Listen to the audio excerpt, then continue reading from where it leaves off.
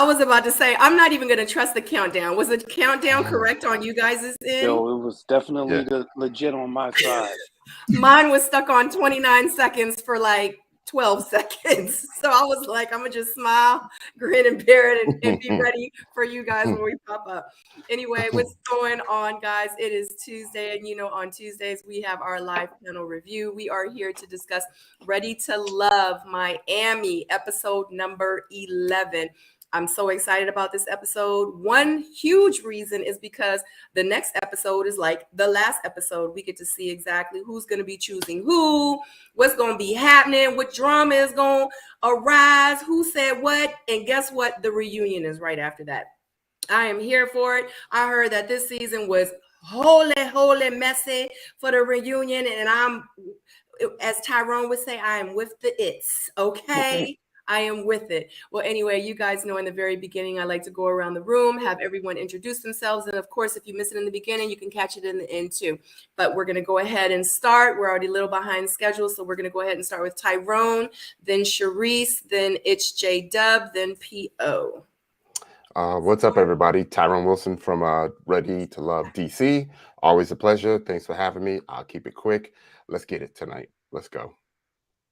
Hello, everyone. I'm Sharice, season 6, Miami, Ready to Love. And yes, let's get it on tonight, talking about Ready to Love. Don't forget to follow me at Sharice Logan and Logan Skincare. What's up, YouTube world? It's your boy J-Dub. It's J-Dub, the #1 comment on YouTube. And I do detailed reviews on reality shows, just like Ready to Love and everything else you can think of. Check me out. What's going on, folks? It's your man P.O. Season 5, Potomac. You know, you catch me on IG at 100 sightings. I am your brown liquor fantasy. Hold on. What? Never mind. The end. Okay, so moving forward, we might address that a little bit later during intermission. I don't know. We're gonna have to come back. You know, I always have to be abstract and say something crazy. Oh my God! So there you have it. So if you sipping on some dark tonight, that means you sipping on some PO, and they actually might be sipping. So so shout out to all you guys. We literally just got started, and I already have 67 of you watching and in the chat. Shout out to you guys. You guys know without you there is no us. I appreciate it. If you have not hit that thumbs up, definitely hit that thumbs up button. Make sure you put your thoughts and your comments in the comment section, because you guys know we put them on the screen, and we sometimes interact with you guys and engage with you guys from the comments that you actually put on there. Make sure that everyone is respectful. Make sure you respect the panelists. Make sure you respect each other, and let's get started. All right, before we get started, does anyone have anything to say? I do. Okay. Let me just go first. I'm going to go out on a limb and live up to my my word, which I said, you know, if I was wrong in my predictions, you know, that I would own that. And yes, I did not deliver. I failed, right? I failed, and they really took me for a ride this time. You know, normally I got clear vision, but they got me. They got me this time. So it is what it is. I'm ready to take the lashing. Let's go. Tyrone? No, I agree with you. I was gonna go a whole nother route and say, you know, this is what, the 4th or 5th season in a row where we don't see any sisterly love at the end. Like, what's going on? Why are we still hating on each other in the end? Right. All right. We'll talk about it. Yeah. And my thing is that, well, I'm still trying to figure out why people are saying, I still don't know who I'm going to choose yet. Anyway, that's all I got. I have a theory. I have a couple theories why. We'll talk about it. Okay. Well, I'm here to listen. J-Dub, you have anything, Sharice? You can go ahead, Sharice. You can go. I'll think about what I want to say.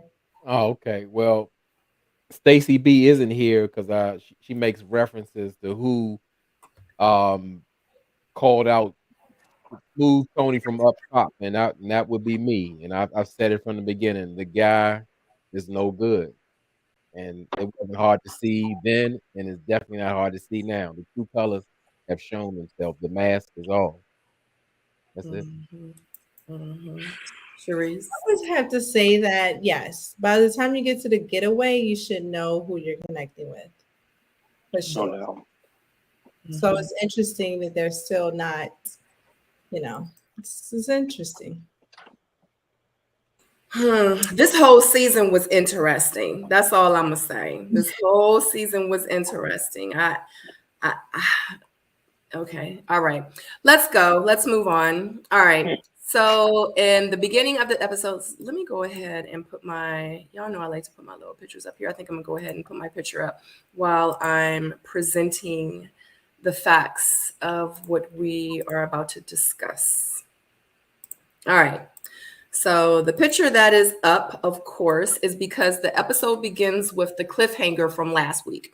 Sue-Ann and Mercedes are both up for elimination, and Andre is pretty much delivering the news. Unfortunately, Sue-Ann is eliminated, and she goes around the room and says goodbye to everybody. And Jeffrey does mention in confessional, which we see, how everyone was loving and supporting on Advocate Sue, but everyone knew what it was, and it was BS. So she says pretty much Advocate Sue just strikes out the door.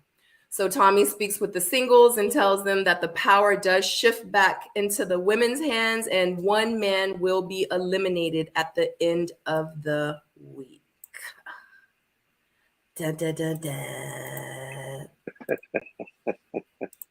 So Sue-Ann is eliminated. Did y'all think that Sue-Ann would be eliminated? I didn't at all. Obviously, I put all my chips on that. And the reason being is because there was so much activity that took place, and I thought that they was going for the wow effect in terms of the drama and the disbelief. I really didn't think that they would give the fans the satisfaction of seeing her off and ultimately, leading to Blake leaving. So, yeah.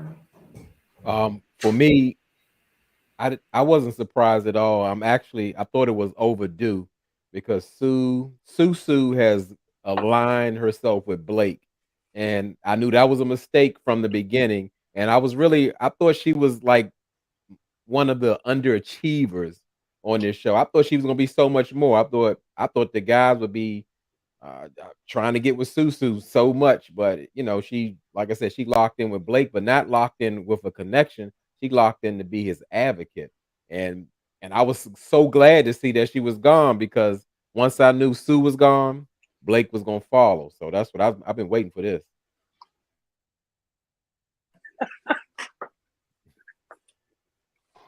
I'm done. I mean, I get it. I mean, I'm not a fan of the eliminations, especially at this point. If they are gonna, advocate for love, then they should try to support the connections that are there. But I get it. I understand. But this also tells me, a little more about Sue-Ann and Blake's connection. Maybe it's not as strong as we thought, So once she left, I had a strong feeling Blake was going to be gone too. Not that I wanted them to leave, like I wanted to see that success story in them, but I get it. At this point, I think they should just eliminate people who either have multiple connections or no connections at all at this point. But it is what it is.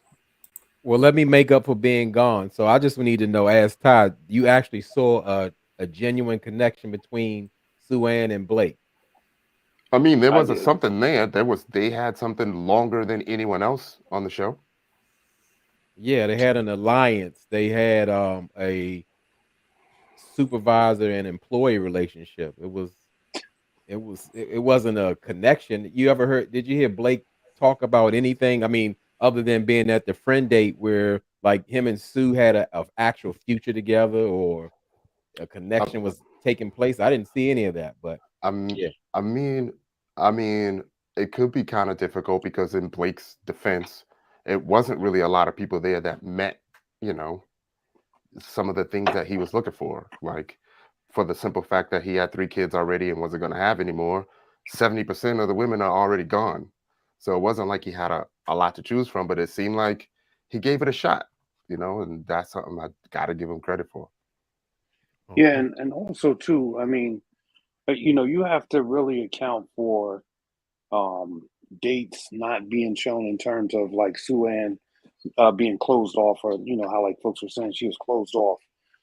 I believe that she probably had several dates, like a lot of them, that probably weren't shown, and based off of the storyline and the direction they wanted to take, you know, they rode with the Blake thing. As with Blake, you know, I'm sure that Blake had more connections than Sue-Ann. Otherwise, he would have been gone a long time. And I know from a viewer's perspective, when you look at that, you see it and you're like, nah, there's no way, there's no way. But trust and believe, they're probably taking like that last person's, you know, vote on him, and they're piling it up. Doesn't mean that they're all shouting Blake out and saying that he needs to go from the door. So hold up, Ty, but I said not Ty, I meant to say PO. You said you were sure that Blake had more connections. Oh, for sure. You saw some more dates, or somebody spoke about Blake maybe in a way of So connection. yeah, so okay, so just think about it. Cindy and Mercedes, they all, like, you know, when everybody was coming down on Blake, right? They were speaking positively of him. And so that was an indication that there had to be something there, other than, you know, just kind of what we saw. You know what I mean? And then you got to think about it. A lot of things didn't make sense. Like, why is he on the phone talking to Jeffrey? You know, if they don't have some sort of connection from the beginning. Yeah, I got the Jeffrey part, but like I said, I only go by what I see and what's happening in front of me. So no one ever spoke about they enjoyed Blake, or they spent some time, or they're trying to understand him, or Right, anything but the like that. people, We never yeah, saw but any of that. the folks though that did speak positively of him never spoke negatively about him either. And so that's a clear indication that there had to have been some connectivity there. Because I mean, if you think about it, you know, a person's not going to say, or a person's not going to speak fondly of you if there's nothing there. But at the same time, you never heard Mercedes, you never heard Cynthia say anything bad about him, like the rest of the people. Mm-hmm. Real quick, I just want to say, hey, Stacy B, hey, Really B TV, thank you for joining us tonight. Hey. So right now we're discussing literally the very beginning. We're discussing Sue-Ann and Mercedes, them at the elimination, at the getaway, and Sue-Ann being eliminated. So I was right, Paul. Yes, you were, and I'll own it. You were right on. I didn't give you a hard time. we was 50-50, and it was going to go either way. So there's that. Yeah. Stacy B, do you have anything with the elimination with Sue-Ann? My question to everyone is did everyone pretty much think that it was going to be Sue-Ann to be eliminated? And with your thoughts on it.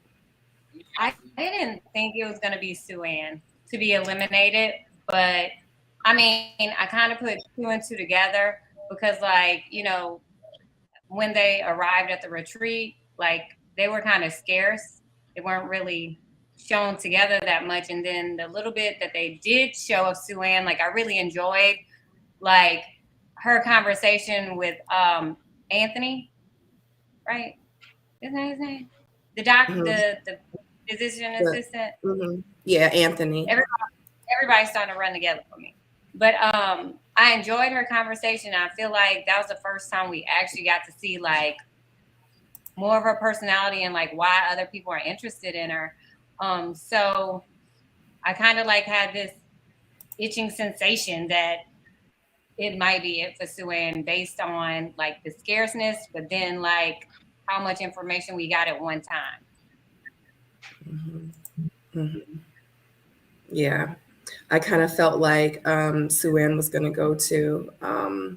I just felt like it was the time. I felt like how you guys, some of you guys felt about Blake and Sue-Ann making it all the way to the end, because like I know connections from other seasons where it was just them and they made it all the way to the end. So it was actually kind of shocking. But then too, Mercedes, she had two connections, which was Mark Anthony and Anthony.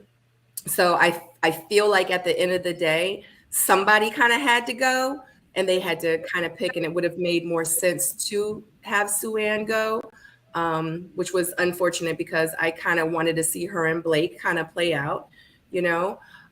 Yeah, so, but just to let everybody know too, since we are kind of discussing it, I just want to give a shout out to let everybody know that the Missing Link is back on. Real quick plug. The Missing Link is back on TV and back on my channel. And I will have Jonique from the season. She just recently got eliminated. So Jonique will be on Wednesday with the Missing Link, and then Wendell Moss will be on Thursday night at 8 p.m. So definitely tune in for that. So all right, I'm sorry, guys. That was just a quick little plug. Does anyone have anything else to say about the elimination of Sue-Ann? Just shout out to her. Like, you never want to. Go ahead. No, I'm sorry. I just wanted to speak from a viewer. Again, I know that you guys have the advantage of knowing what's happening behind the curtain because you guys went through it. But from a viewer's point of view, for me, the way it was edited led us down that road. And I know what you're saying, Sabrina, that there are people who have made it where they've just had that like Joy and Clifton, that one-on-ones. It seemed like the majority of the season. But it just made sense to me that the way they edited it was that Mercedes still had the people on the fence, but Sue-Ann was like zeroed in. And then, of course, they had that goodbye conversation between her and Anthony. I just feel like the editing, and again, you know, doesn't always mean it makes sense, but that's, as a viewer, that's why I was like, yeah, it makes sense that Suzanne is the one, and it makes sense for Blake to go right behind her, because, again, whatever connections made on, they weren't showing it. Just like Sabrina, you said, hey, I was going out with other people other than, you know, on my season, but that's not what they were showing y'all. So just based on what I was saying as a viewer, that's just kind of where I was with it. And honestly, I wasn't surprised when Blake left, because why would he stay? Like, exactly. Yeah. And we're gonna get into that. Tyrone, what were you getting ready to say? No, I was just gonna send a quick shout out of support to Sue-Ann, you know, and if I miss anyone that gets voted off, you know, especially at this point, you know what I mean? Like, you got to show some support. It's exhausting, you know, as you can see. So, yeah. Yeah, it sucks. All right, guys. So moving forward, let me add this to the stream. Let me grab my notes real quick. After the elimination, everyone gathers in the kitchen. Cynthia and Morgan are cooking, and Tony asks, hey, what you guys cooking? And Morgan says, pasta with turkey. Tony responds, yeah, you know I love to eat. Ain't that right, baby? You know I love to eat. Lennon says that Tony is the reason why Morgan is avoiding him. She is being made uncomfortable. He says that he has to figure out what is going on between them. It's now or never. So, with that whole comment about, you know, I love to eat, what y'all getting from that? What kind of energy are y'all getting from that? Y'all already know what kind of energy I think is given, but am I tripping or no? No, you're not tripping. And you know what, I said this before. What it sounds like he likes eating his naps, and so he and I mean, come on, these innuendos, you know, and to give her that serious look, like, you know what time it is. Yeah, you know, we already know he been down that road. He done slid down that slippery slope. Yeah, it was giving. If you don't know, I want you to know, and you know now. That's what it was. Let everybody know. Yeah, exactly. Exactly. Yeah, exactly. Yeah, but I'm sure they already knew, right? He wanted the world, like the TV land people, to know. Because I mean, listen, I mean, I'm not even gonna break code, but I'll say this. You know, there's no way that you could be around a group of guys and somebody, you always have that one person that can't hold water and they spill it. You know what I'm saying? And then they let the group know. So somebody, he probably spilled that to one person and somebody couldn't hold water and let the whole, group know what it was. But they definitely talked about it. Somebody said, "Why Sabrina say it like that?" That's how he said it. That's how he said it. He said it worse than that. Right. They did. I just wanted y'all to be in the moment so y'all could feel what. You know how I like to eat, Morgan. Right. It was cringy. Oh my God. I was like, oh my God, let me clutch my pearls. It was beyond cringy. It was beyond clenched pearls. It's burn the pearls and put some peroxide in my ear, let it drip out, go get a Q-tip and wash it out. Like, it was ridiculous. Like, he is this many years old and sitting at this table kissing and telling. Like, if it's one thing I cannot stand, is people who kiss, you can't wait to kiss and tell. See, that's why, Lord, that's why I just be skeptical about dating now. Because what you gonna do? Go put me on blast on national TV and you ain't just like lukewarm it, like, oh, that's that. Oh, I got a smooch here. It's we done kiss many times, 4, 5, 6 times, and I like to eat. Baby, now that's you too grown for that. Too grown. I want to pump my stomach. Yeah, you could at least had a pickle or something. You know what I mean? Oh my God, Pio. And she gonna sleep in the room with him. Don't forget that, Stacey. She gonna sleep in the room with him too. Right. All of the innuendo. Like, you as a woman, like, to put me out there like that, like, to really put me as your woman out there like that. Right. Like, I would never speak to him again. Never. I mean, but we've already established that they're both just alike, and they feed off of each other's energy. As much as she may be like, oh my God, I can't believe he said that, because she's so down for him and so kind of, has this smoke and mirrors with him. She's gonna, it doesn't matter. He can do no wrong in her eyes. She's like, red flag here, red flag there, red flag everywhere. But I'm gonna still see what he talking about, and I'm gonna wait. I'm gonna play it out, and we just gonna see. Like, I know the red flags are there, but she don't care.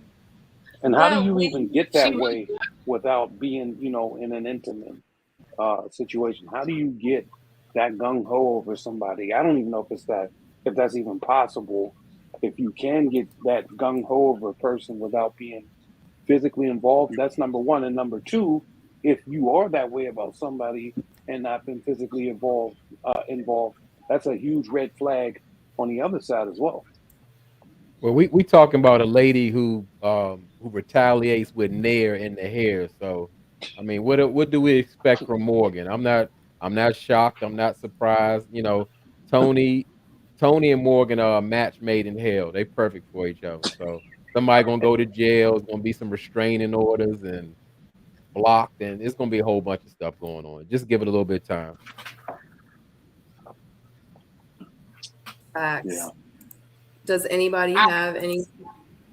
Go ahead. Really? No, I'm just gonna say I agree. I think they enjoy the dysfunction.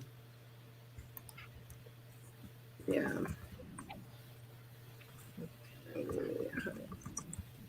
Hold on, guys. I'm set. And thank you. All right, so I'm just about to put this up here because I can't believe. Oh shoot. I can't believe that it is 164 people watching and only 48 thumbs up. Just for a quick second, if you could take a moment, definitely click that thumbs up if you are enjoying the panel thus far. As in the words of Really Be TV, it is free 99 to click that thumbs up. I so would greatly appreciate it. Thank you so much. Shout out to Cute Browning. Thank you so much for the super chat. I appreciate you so much. Much love. Thank you. Woo! All right, guys. So, all right. Does anyone have anything else about this eating and turkey and pasta? No. Okay. All right. Time out. I just want to address something in the chat. Graham, the tickle my pickle was for Brees. Huh? No, she's talking about your pickle, your feeding your Right. pickle. You know Right. what you're talking about, Paul. But How you in denial when you literally put a pickle in somebody's mouth? I mean, yeah, but that was way out of context. It really was. And all they had to do was slow it up and play some little sexy music in there, and you get a different vibe. So there's that. Okay. All right, guys. Next up, we have the group head outside for some sun in the fun. I mean, fun in the sun. Cynthia sits down with Andre. So it's a whole lot of little conversations. So Cynthia sits down with Andre. Andre says that both Cynthia and Jeffrey are wifey material, but he doesn't know what he is going to do when he keeps getting more and more from Cynthia. He just feels like every time he sits down with Cynthia, it just gets better and better. And because it gets better and better, he's like, what am I going to do at the end? I mean, he only got one episode, so hopefully he definitely figures it out. Mercedes tells Anthony that she is intimidated by him, and she feels that she is a liability in his camp. She admits that she is not ready for what he is wanting and needing. Anthony appreciates her honesty, and I'm just going to say that I do too. I thought that was real big of Mercedes to tell Anthony that, and she, pretty much bowed out gracefully. So shout out to Mercedes for putting it out there. And also too, I think she did it because she like, yeah, I'm gonna choose Mark Anthony, so let me just go ahead and say this, to Anthony. So that's how I feel. I felt like it was just her time. She was like, instead of waiting for him, let me just go ahead and be like XYZ, the things that she said to him. So that's just how I feel.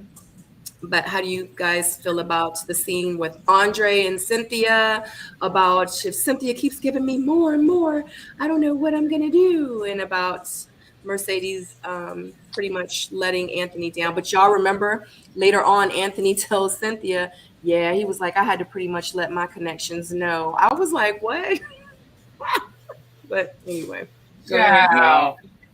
No. I believe that's true. Right. It is probably came off abstract when he said I had to let my connections know, because they have the tendency to do that. I've seen that production play out where they, make people make statements that don't line up to the actions that happen. So I believe that was actually true. But Yeah. in this instance, I mean, I expected everything that happened. So Yeah, and this is all the same day, same weekend for them, right? yeah. So in the previous episode, he did let not Mercedes, but he did let Sue-Ann know. So I think this is just clearing both of their character arcs for the show and making things a lot more clear for us. Who let Sue-Ann know? Anthony. No, Sue-Ann let him know. He was grasping for straws, talking about is it too late? I think he was passive. I think he was passively like, like Anthony just strikes me as one of those people where he's like indirectly direct. He's passive with like like controversial conversations, I guess. Like I felt like he wasn't trying to let her like hurt her feelings. He was just trying to ease on out.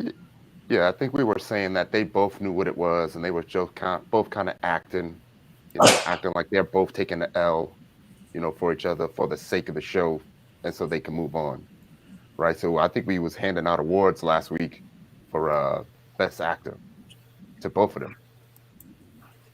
Well, I'm gonna jump in there. I thought Mercedes did a great job in letting Anthony know, like, hey, I'm not ready to be a stepmom right now. That's too big of a responsibility for me. Mark Anthony is over there. We having fun. We taking the pilots, learners test, all that together. Um, yeah, that was definitely a way to get out from, I guess, the responsibilities, because she doesn't want it. I don't think Mercedes is looking for anything serious at all. And with Andre, I don't know how he really has connection. I haven't seen him really say anything that was of substance. It comes off like all surface. So, and again, like, even when he came back, he didn't pick up that connection that he had with Cynthia. It was like he just came back in the picture. She was there because off of one date, Cynthia said Andre was the one. Then he went out with C19. So yeah, this is, I don't see much here at all. So I'm done with that. Mm-hmm. Mm. Anybody got anything else with Mercedes and Anthony? Because I don't know, it looked like she was just trying to tell him, like, yeah, like, I think we good on it. Yeah, I think what this was just a mission from producers saying, "Do you feel him? No. You feel Mark Anthony? Yeah. Finish. All right, clean it up Mm-hmm. for the people." Mm-hmm. Mm-hmm. Tyrone, you have anything?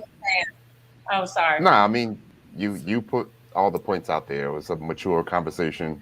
Mercedes normally has mature conversations. They're both just clearing the air about what it is.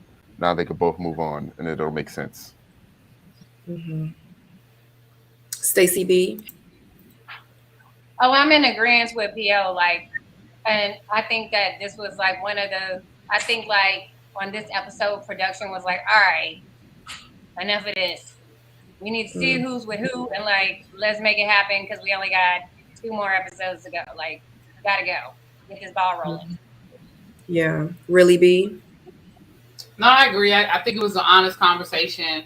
But yeah, I also feel like this was because remember, Anthony was the only one that was going into this trip with 3 connections. And so I think this was absolutely a way to force Anthony to be like, okay, you need to one side or the other. And I agree. I agree. But I think I like the way it was handled.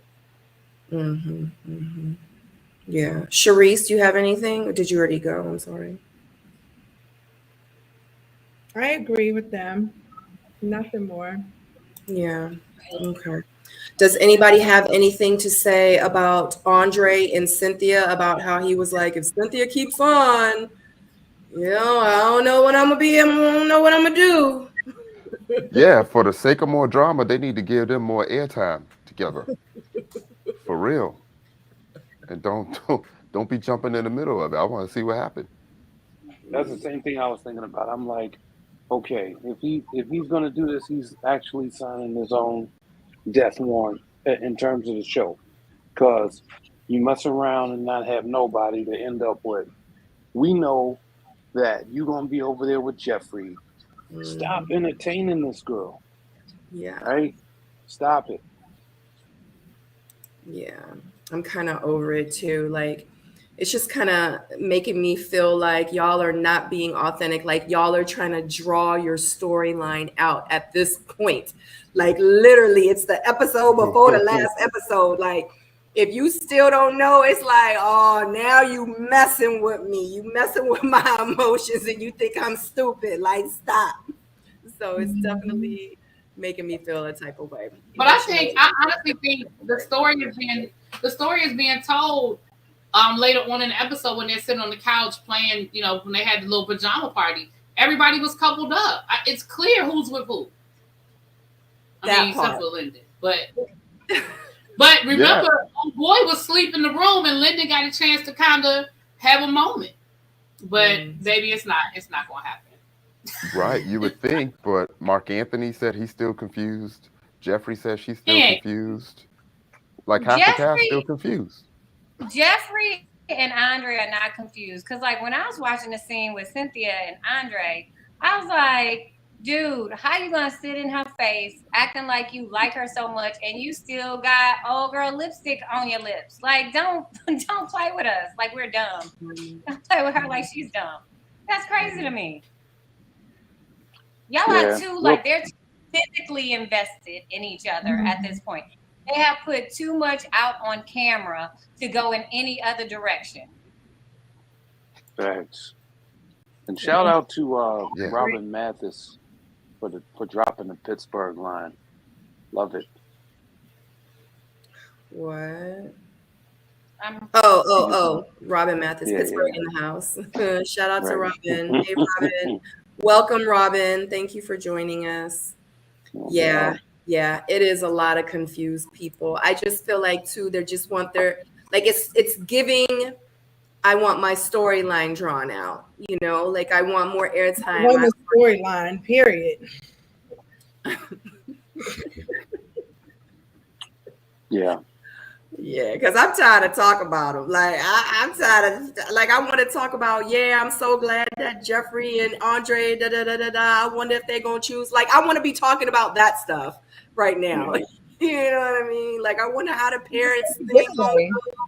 Like, we over here talking about, is she going to choose Andre or is she going to choose? It looked like she's still kind of like Mark Anthony. Like, why am I still talking about that episode 11? Right. Right. And see, that's one of the things too that messed us, that messes the whole thing up. And I remember being in that house and they were having people have these sort of crazy, or what I thought was crazy conversations. Like even when Tori went to go talk to Sabrina in the house, that was directed for him to do that. I told him don't do it. You know, and they were asking like, well, but funny as hell. But yeah, they were having these conversations or telling people to have these wild conversations. They asked me to have this conversation. I'm like, I'm not doing that. And so now we're finding them launching these conversations in season 11, and it's confusing the hell out of us because like you said, like everybody says, we should already be locked and loaded. Like, just give us the damn show already. Yeah, so now that you said it, what do y'all think would be a reason why they can't publicly commit out loud? I have some reasons why. Since we were talking about investments, the physical investments. Huh? Wait, I'm sorry. No, okay, you said who can't. I'm saying at this point, if they're not publicly committing to someone, there's probably a reason why. Oh, okay, I got you. Wrong with the box? That's all I'm saying. Huh? But they can't just yet. I mean, technically, they probably all can, but what I'm saying is that they know other people are going to watch this eventually. Facts. So people that they may have had investments in earlier, they can't, they can't say it at this point. I got you. You know what I'm saying? Right, no doubt. No doubt about it. Okay. Yeah, I could see that. Just a guess. Yeah, I could see that. I can see that. Does anyone have anything else with the Mercedes and Anthony? I can't even think. The whole pool scene and Cynthia and Andre talking at the pool. No? Nope. All right. So, say it again. Really, B? I said kissing that. Isn't that when Anthony came out the daggone pool and he came out the water like yes, child. The Little Mermaid. Honey. So Cynthia, Right. They said to each other that they were not going to kiss anyone until they found their person. And Anthony came out the water looking like a mermaid, looking like a model, honey. And he comes up out the water with is glistening all over his body. And he kisses Cynthia. This is their very first kiss. They are now ready to take their relationship to the next level. What you guys think about this connection that has officially been made? I About think it's a damn choice. time. Yeah, it sounds like a choice. It's They about damn made the time. choice. No doubt about it. Agreed. He's been taking a lot of heat for being passive, Yeah. you know, for saying that he ain't been trying with nobody. Is because I feel like he's been focused already. So he really ain't had nothing else to say to nobody else. No doubt. It came all performative to me, and that's what I always thought of Anthony, like he's playing a role, and he steps it up like when he needs to. It comes off strategic. Like I said, we can go back to that Sue-Ann situation.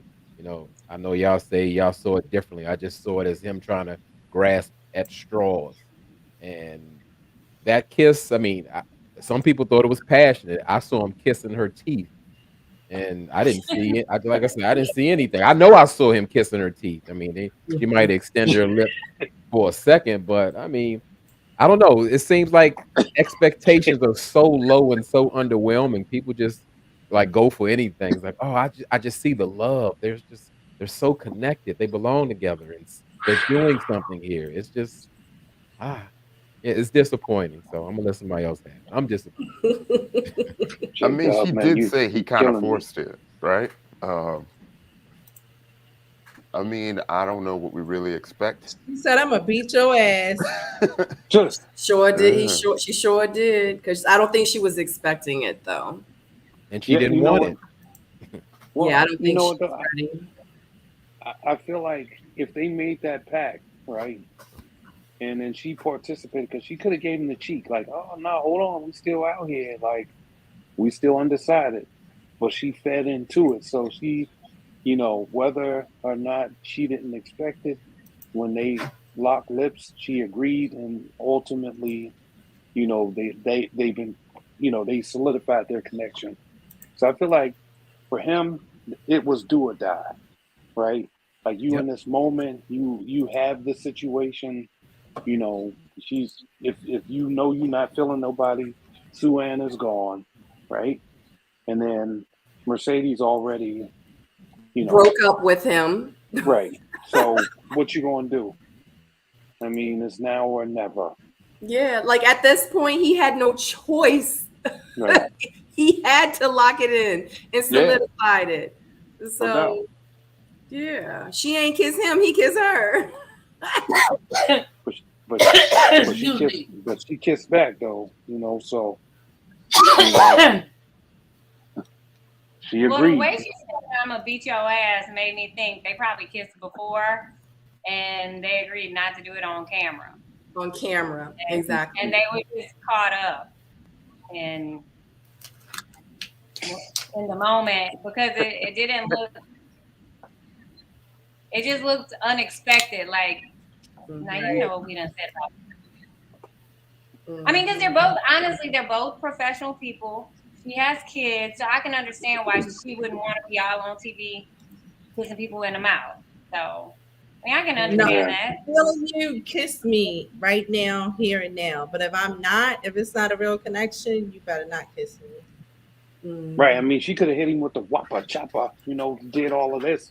Oh, And she didn't do it. So awkward. I'm telling you, that's a terrible position to be in. I mean, think about it too. You know, it could have been a moment of awkward silence and they're just looking at each other. And then, you know, maybe she would have sized them up a little bit better. But I think it was a surprise element. And, you know, I think it's muscle memory. You know, he went after it. They've been doing this probably before this.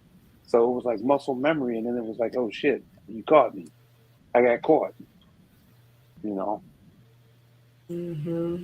And one thing about these Miami women, what we're seeing is they will turn down a kiss. Didn't we see it early in the season where it was like, who was it? Lyndon or someone was like, that mean I can get you now? And she was like, no. Yeah, we, she we know definitely. like we'll turn a kiss down. So That's my all dude, kisses though. now are welcome. Any lips touching are welcomed. Right. Y'all know how I feel about that. I just, I be like monkey Well, paw. I'm gonna say. I mean, oh, I'm sorry. Oh no, go ahead, really be. I'm just acting silly. No, I'm sorry. So the one thing is, I definitely agree with J Dub, and I said this a couple of weeks ago. I feel like we all said this a couple of weeks ago. Maybe I'm, but I don't think any of us are feeling passion from any of these couples. Not a one. No. Yeah, I don't feel like any of us are feeling like, oh yeah, that's it. Yeah, they got it. I don't feel like I just don't feel it with any of these couples. So I mean, was I impressed by the Anthony coming out of the water and kissing Cynthia? I mean, it was cute for what it was, but do I feel like, oh yes, I've been waiting for this all season? Like, no. Like, okay, you kicked her. All right, let's move on. So I'm not feeling any passion from anybody. Yeah, I don't see the passion, but I will say you have to acknowledge his courage for putting it out there and just going forward, saying, if this is what I'm doing, and I'm doing it in this moment. Especially if they were already, if there was some sort of space that they didn't feel comfortable with kissing on camera and all of that, and for him to say, you know what, I'm just gonna do this. Let's get it. I acknowledge that. Y'all, Paul really just sat up here and said, if there's anything I'd like to acknowledge about this brother is his courage. I mean, some dudes they not gonna do that. Some dudes be like, nah, I'm gonna do it. I'm gonna do it in the dark, but in the light, nah. He was performing. That's what a lot of people have been saying that all of them have been doing. Well, I've been telling y'all that about Anthony from the beginning. Y'all like, oh, he's wonderful. He's husband material. He's ready for life. He's got it all together. I was like, no, he's acting.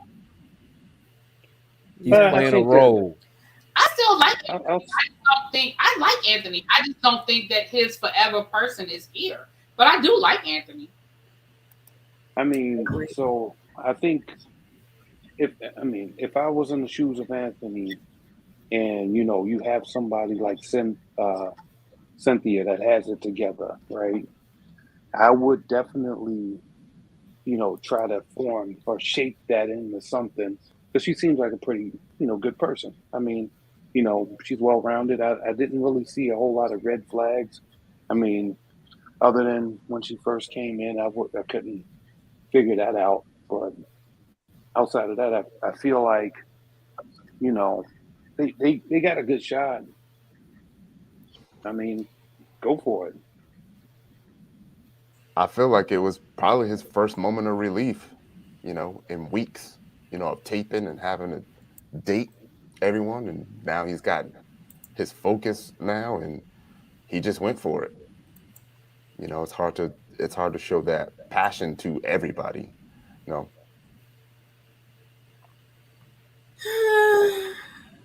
I know. Like we expected so much at this point. Right. Like these conversations, I mean, what can we say? It's like a ho-hum. Yeah, too much passion would have got his ass voted off. So he can't win. But also too, you have to understand what part of the country we in too, right? This is Miami, so dudes in Miami are a little bit more lax in terms of pursuit. Why? Because it's there's women, there's a gang of women out there. So why do I really have to pursue you? I'm out here. You know what I'm saying? This is most of the men there is probably like, yo, this is where it's at. And if you don't like that, I know her, and then a couple, chicks down there, they with it. So what am I put all this into you for? So real quick, D Brown wants to know, J Dub, what makes you think that Anthony is acting? Just curious. Okay, well, she asked, And my motto is say what you say, but I'm gonna read my comment and I'm gonna take it further. As I put in my comment, I said Morgan, Marcia, Sue Ann have all addressed Anthony on being inconsistent. So to me, again, it's just like he turns it on when he needs to. It doesn't come like off. It doesn't come off authentic. And I'm gonna say something normally people wouldn't say. Like from what I pick up is like from when Anthony brought Sue Ann to the house and he had that mat on and how he kind of switches on. Like even let's go with something very recent. He they talked about making the candles, and then I'm gonna do an Anthony impression. He said, "Well, I have a lot of candles in my house, and I just love. I'm just a little bit more into it than others, you know." To me, he switches on and off, and I see it. I've seen it often, and I gotta say something about it. It just looked like he's playing a role. I But mean, J he's Dub, got to go ahead. no, I'm sorry. I just had a quick follow up. So do you not think though that this is a result and of his environment? Like because that has to count for something. Like if women are laying down and just falling on the ground saying "Take me, please," right? Why are you going to sit up there and do the most for one? Well, PO, that actually that doesn't really have anything to do with Miami. For most regions, the women outnumber men, and a lot of men who are in the field have choices, and they choose to how they want to maneuver in it at all. But I'm just saying, like I said, Anthony seems to turn his masculinity on and off. Women have to bring directly to him, "Hey, you need to step up. Hey, you're just you. We had a wonderful conversation, but I heard nothing else." You actually, this is different from being in just the regular dating world. He signed up for this, so he's ready to love. So he needs to come forward. This is a participation thing. It's different when you just in the street, but that's not nothing new. A man in any city, in Pittsburgh, in LA, in Atlanta, wherever, they got choices. In DC, you got choices. Right. So it depends how you want to govern your dating life. So that's nothing new. Well, let me just tell you and everybody out there a secret. I'm sorry, Ty, and then I'm done with it. I'll tell all of y'all a little secret. There is no man that's signing up for this show that is of good character or anything of that nature that's saying I'm looking for love. They're like, I'm coming here and I'm open to it, but if it don't happen, I'm out. I'm good. They're not coming there looking for their wife. Tyrone.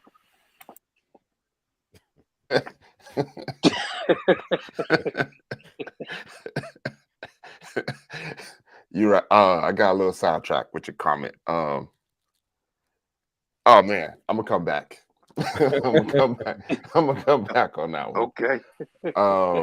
Yeah, I think I was gonna go talk about Anthony and his level of focus. I think if we were watching the little things, he did show the focus and the passion for the woman that he wanted, right? Because if you remember at the table with Cynthia's ex, he was saying, "I ain't going anywhere."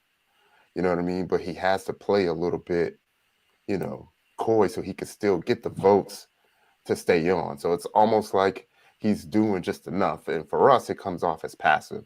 But as you can see, the way things were going, the way the votes were going, anyone could have gotten voted off simply because of maybe showing too much passion or showing that, they don't like a certain person, then they ain't going to get the vote to stay on. And it just happens to be, a product of the show.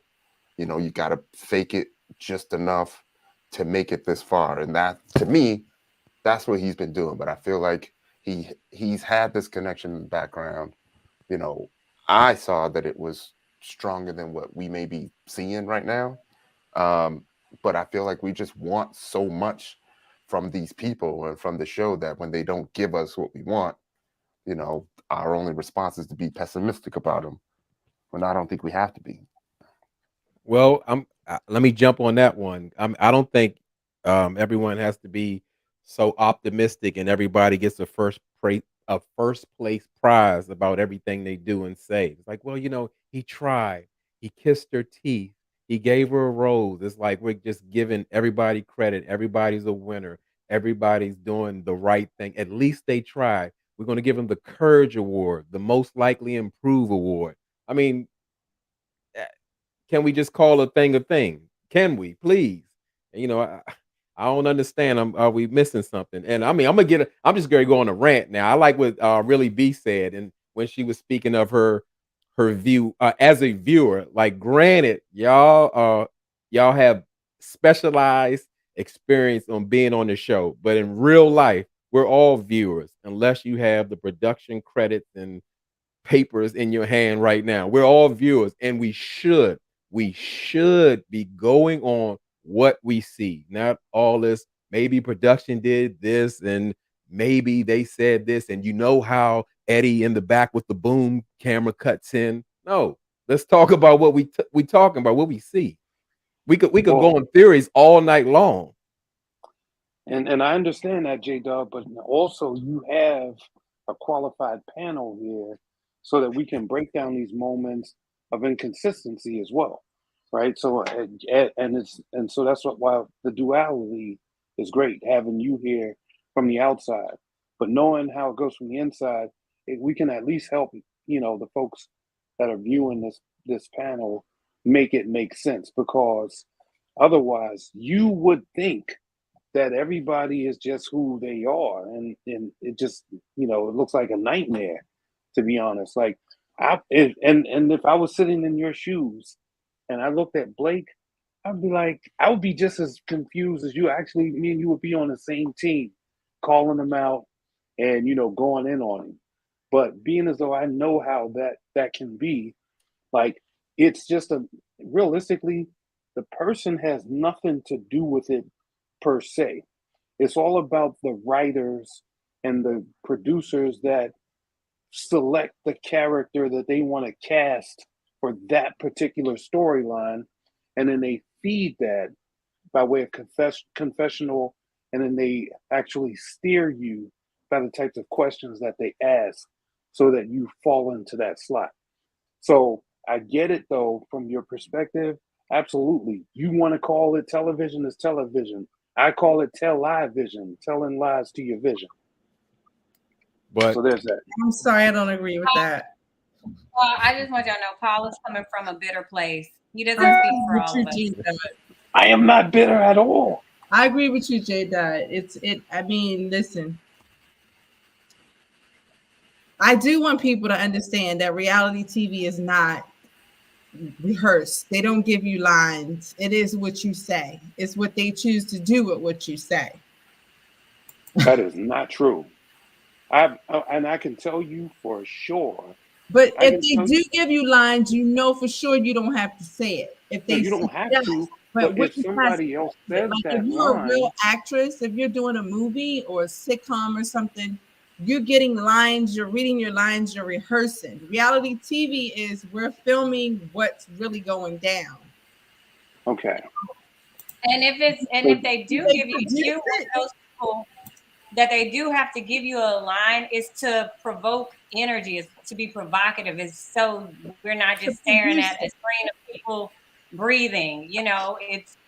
It's to wake everybody up.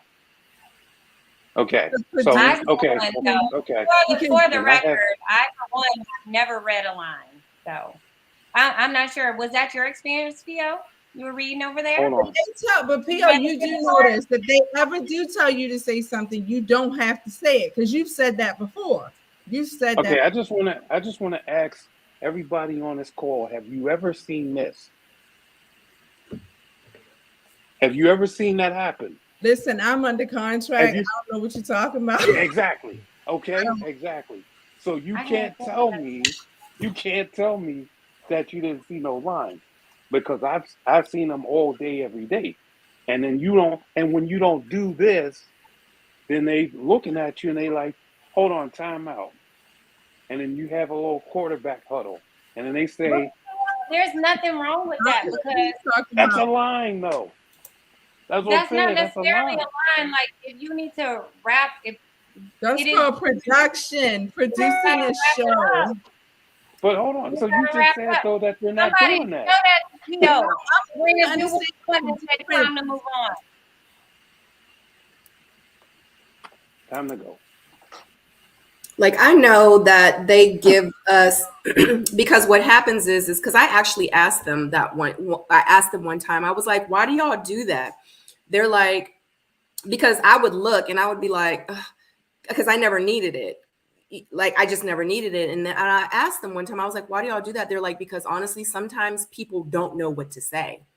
So what they said is we at least give them topics to discuss with the person that they're on the date with or whatever scenario is going on, because you're not just sitting there. So it's kind of like, ask him about his kids, ask him about his ex-wife, ask him about, like And his that helps. childhood. And that helps steer the conversation so Right. that you fall into that slot Exactly. of that character So that they what do want you you think to of play. produce? But how do you think that a show gets produced and makes what do you think is what makes it interesting? You think people have the ability to just sit there? People are not even that interesting. Okay. I'm People gonna say need to move the hell on. I know because I used to when I was working in the film reality shows and they'd be sitting there, they would tell those girls, come on, we don't want to hear about all this shit, the coffee and the tea. Get into the real tea. That's just right. the way television So goes. I'm gonna say one thing. I like it when you guys talk about what the people actually did. Me Right. personally, I don't like to talk about production because I just feel like it would be like somebody coming to my business and then giving away my ingredients or giving away my, what I have entrusted them with, So I just don't like to get into that. Me personally. Okay. So I'll say this. I always have felt like Pete, you got to look at what the people are doing. Even everything that I did not like the way some of it came out, but guess what? That's the way it was produced. It's nothing. I got to own it. Like, I'll say one thing. Reality I'm just gonna say. I'm gonna say one thing. I'm gonna say one thing, and then we're done with this. Reality television does not have any space for a writer. Once you introduce a writer, it is no longer reality television. The end. Well, if you don't write a show, how are you going to produce it? You got to do steps to getting things done. So if you don't write it, what you going to just, come on, y'all, just do this, do that. It's got to be like, what do you mean? It's no longer reality, it's scripted. It's not scripted unless there's a script in front of you where don't you're reading lines like in a movie. Right. Like if that's a real script, that is the production. That is a cue. That is. Yeah. A script and cliff notes are kind of like two different things though. Because that's like a cliff note to me. So can I say okay. We don't want to hear about production. They want to hear about what we think about these characters on this show. Thank you. Yeah. Can I jump in? I agree with Sharice and with J-Dub. I know that, because again, I always feel like I'm the minority, because I'm, when J-Dub wasn't here, I was the only one that had never been on the show. And so I'm only looking at the show. I'm looking at what they show us. I understand that. I mean, I review reality shows all on my channel. I know that production happens. I know it's not quote unquote reality, but when people are constantly wanting, and I mean, like it happens on my channel, people say, "Oh, well, did you see this in the blogs? Well, did you so and so said that? They did an interview." Like, I don't want to keep getting the outside noise because it takes away from what I'm supposed to be talking about. And so, like, I get it that there's a perspective we don't have. But everything can't always be what production did. Well, production. I can only go by what I'm seeing. Let's get into the show. I wholeheartedly agree with that. What I was simply saying, and it's morphed into a missile, is that, we are here to provide different type of context to what you folks are seeing. When I'm not telling you scene by scene by scene, this was produced, that was produced, this happened, that happened. But I can tell you based off of my experiences that at particular certain parts of the show is where they're wanting to close stuff out. And so people, it doesn't make sense. Ultimately, you know, folks want some clarity behind it. So there you go. But you can't give clarity Go ahead. because you wasn't really on. It could have been different producers. I don't know. I'm done. You're right. Let's move on. Yeah, No, we're gonna move no, on. no, Sharice, you are right, and it has to be said. It's time for PO to have a intervention, especially when he's talking about he's a certified ready to love specialist and all of that. Oh, you're a production critic. Yeah, specialist. No, you No, do that, PO. You do every time you bring in the devil's advocate production spiel on every scene. No, that's probably not what you saw. You know, when they bring the glass of water in here, and normally what they do here. No, let's go by what they said. We could talk Okay. for Okay. 24 hours straight. We could talk Okay. for they got 24 new writers and hours So this, straight here, about so here's, sir, here's PO. what I'm And then going to do. it's an intervention. Can you stop Okay. interrupting me, sir? Okay. Respectfully. Yes, yes, sir. Yes, sir. Everybody. Let me finish. Let me get my Let time. me finish my thought, please. Please, sir. Go for it. Go for Please. it. No, I'm finished. I'm with Sharice. My hands up. You got it, PO. You are the specialist. No, You no, got I'm it. The done. floor is yours. And like you said, and like you told us, well, I'm gonna say this one thing and it's over. You know, we're gonna keep it like Y'all that. keep coming. I should have left it Y'all at keep that. It's over. fumbling. Sharice, it's Y'all, over. Let's move y'all on keep to the next thing. fumbling. Yeah, there you go. Sugar. Yes, we're gonna move forward. We're gonna move forward. Thank And you. FYI, I just want to let everybody know I am gonna put this out there because it is on the screen, and a lot of people have been wondering. Valencia says that she was not expecting Blake to do any interviews at all. He actually just did one, and just to let everybody know, I already let my soulmates know in the community chat. And since I've already let them know, I'm going to let you guys know I will be interviewing Blake next week on the missing link. So stay tuned. Moving forward, speaking of Blake, oh goodness, Blake sits down with the other men and tells them with Sue Ann being gone, it makes things interesting with him. Pretty much there with no connection. And everyone else is pretty much trying to find their connections, and he doesn't want to distract them from what they have going on. So Blake pretty much makes an executive decision and says that he is going to leave the retreat, and then he's probably thinking about and going to meet with Tommy to speak with him about his situation. How do you guys feel about what Blake said and what he did? It was production. No, I'm kidding. I can't. Let me put my. No, this time PO is right. It was production. They had this, hey, I want you to sit down with the guys and let them know that your connection's not here and you don't want to get in their way and all of that. So yeah, He they knew. set He it knew up. that. Everybody knew It that. was So I mean, at that point, let's figure out how we're gonna get you up out of here. Clearly, no one else wanted him, so it was definitely time. No, excuse me, Sharice. PO said Blake had multiple connections. You could tell the way the lady spoke or lack thereof speaking on him. It clearly he had multiple connections. This is PO talking. yeah, and I stand by that. I stand by that 100% because ultimately, folks that you don't have, I mean, think about it. If we went back to, I want to say it was a date with either, was it him and Mercedes or him and Cynthia, one of the two. The But there elimination was date like, with him and Cynthia.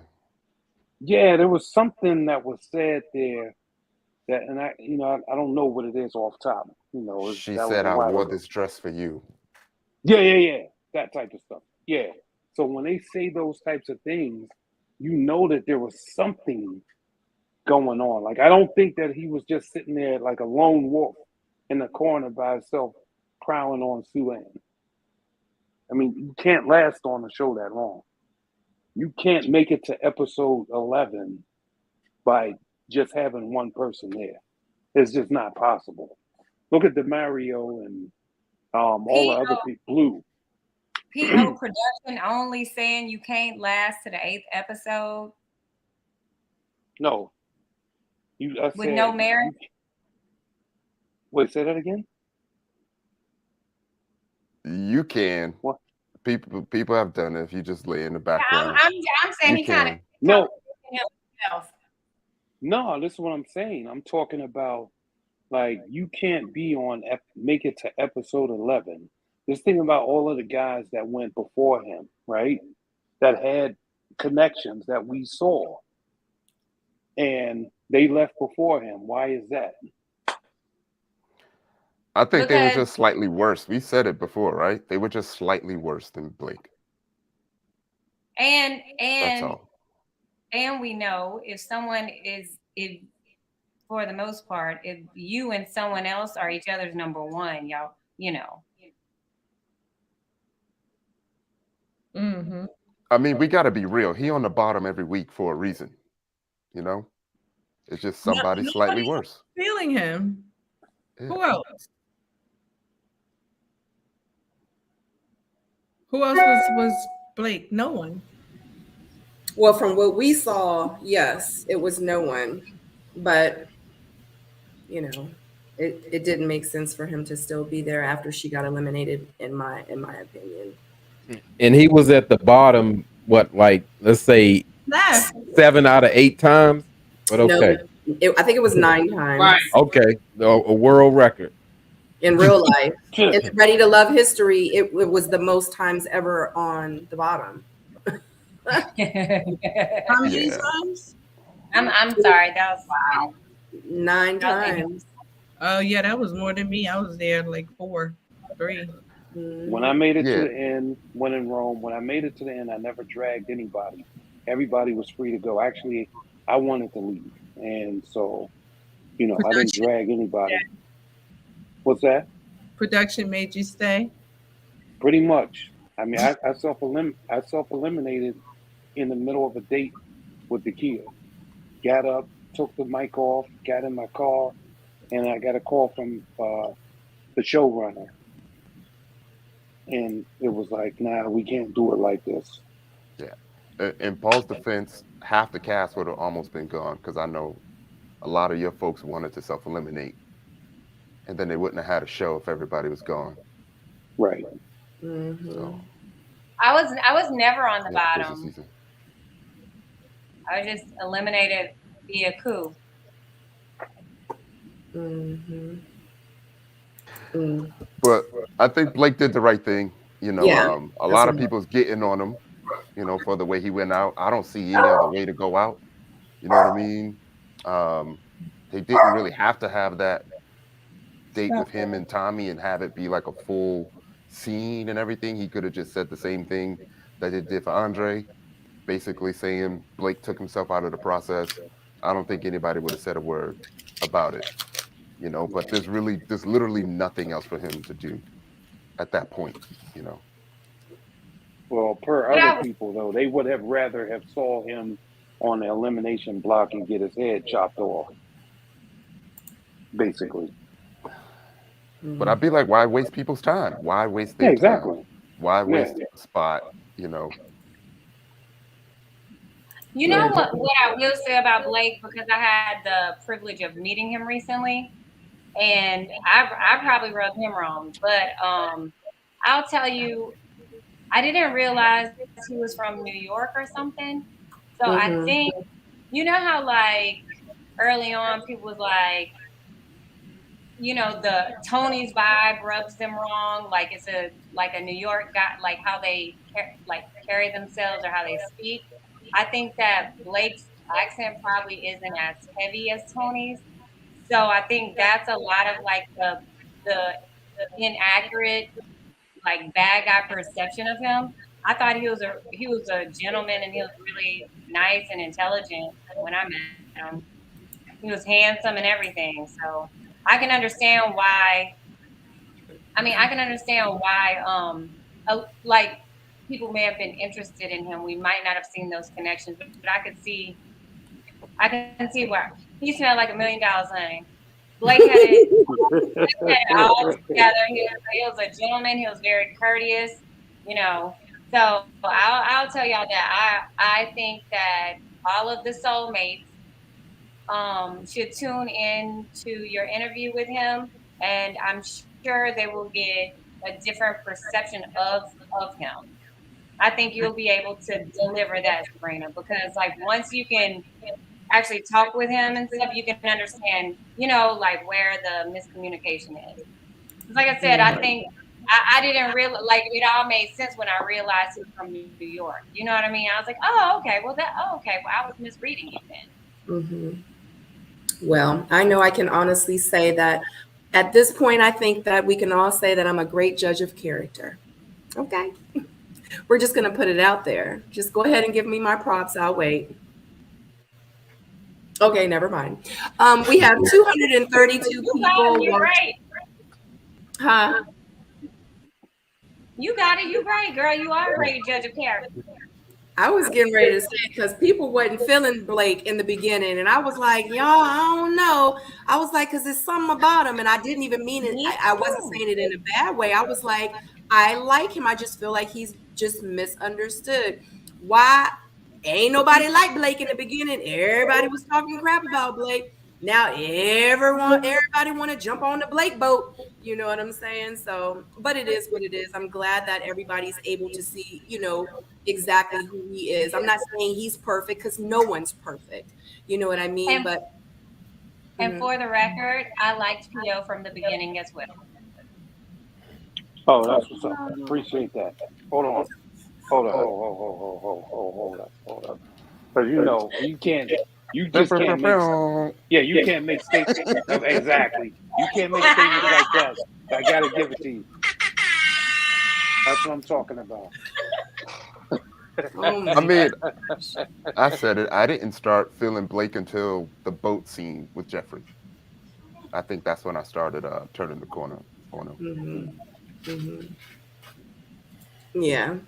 Yeah. All right. So shout out to Blake. I'm really glad that he made the decision to leave. I was really shocked that he left the retreat. Like it didn't even dawn on me like, hey, he might leave the retreat. He should leave the retreat. And the fact that he did it, like kudos to him for making that decision. Cause he like, I ain't trying to stay. Ain't no need for me to even just stay here. Because I would have been like, I'm gonna stay for the food and the drinks. They're gonna have to tell me for real I got to go because I ain't going. I'm gonna finish eating and I'm gonna finish drinking. Y'all don't gotta film me. Like, anyway. So, but anyway, does anyone have anything else to say about Blake and him dismissing himself from the house and saying that he is going to, or he would like to talk to Tommy? Yeah, I was happy. I'm sorry. I was just happy he went out gracefully and, understood the assignment. And at that point, it was over. It's over. Mm-hmm. Yeah, when in Rome beat me to it. I was like, Blake was being so passive. He only got to pick the bunk bed, so why would he stay? Mm-hmm. Yeah, facts. All right, guys. So next up, we have Andre. They get a telegram at the door, and Andre reads from Tommy that they will be making handcrafted scented candles for their connections, and they're going to give the candles to their connections at the end of the day. They are split into groups, and the very first group is Tony, Jeffrey, and Anthony with making the candles. Morgan joins Lyndon in the pool table area. Morgan states that the conflicts between Lyndon are his age and his lifestyle. Lyndon also wants to let Morgan know that she is hurting him. He says that he is not a child and he is not there to fight. And he didn't like how Morgan treated him the day before. Morgan starts to cry and she gets the most emotional and says that she can't put energy into two people at the same time. So Lyndon does tell Morgan that Tony is bad for her. Morgan says that there are so many red flags, but she still sees potential and she still wants to give Tony a chance to fix the mess that he has made. She also tells Lyndon that she is ready to make a decision, or she tells Lyndon that she is not ready to make a decision yet, and he tells her to take her time. So, Okay. So we're going based off of what we see now, right? I'm just going to stick to that Absolutely. format. Perfect. Thank you. Thank you for queuing that up. Um, this is the first time where, well, not the first time.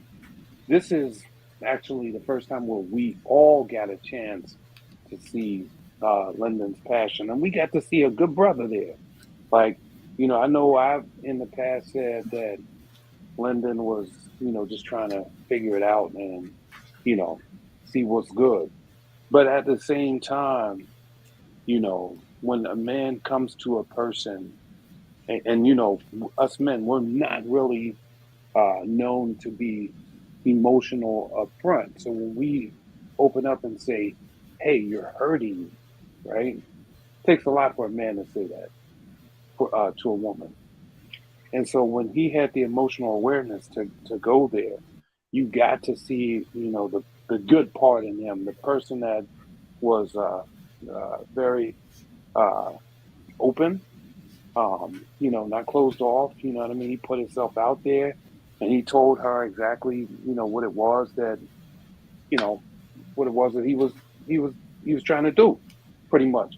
And then for the man to say, look, I don't want to fight. Like, I just want you to see me for who I am. Like, I don't want to do the tough guy thing or whatever, whatever. I don't want to do this masculine energy with another man. I just want to get to know you. I thought that was a good moment for him. Unfortunately, that red flag got wrapped all around Lyndon, and, she was blind to see who he was because she was worried about the red flags coming from Tony. And I mean, I don't know. I feel like it was really for me, it was a garbage moment in terms of, the way that she treated the guy. Like, not hearing him out saying, "Yeah, I know what you're a good dude," you know what I mean? But F all that, trying to deal with this red flag over here. This is a garbage moment. That's all I get. I'm back. Welcome back. Well, I'm triggered by PO's passive aggressiveness. So I guess we'll take it from the production standpoint. So in this moment, you know, the candle, it wasn't something that they really wanted to do. Production makes you or suggest things sometimes that you don't want to do. And really the connections were already set up and that was understood with everyone. It was just a scripted scene because this is a scripted show. That's all I gotta say. OMG. Tyrone, I would love, because you over there giggling. We would love to hear from you, Tyrone. And then Oh man, I'm not buying it. You know, I'm not buying it. 90% of Lyndon's scenes is him talking about Tony, right? When he's got plenty of opportunity to talk about himself and what he likes about Morgan, but he don't really have nothing to say except everything and you're making me feel bad.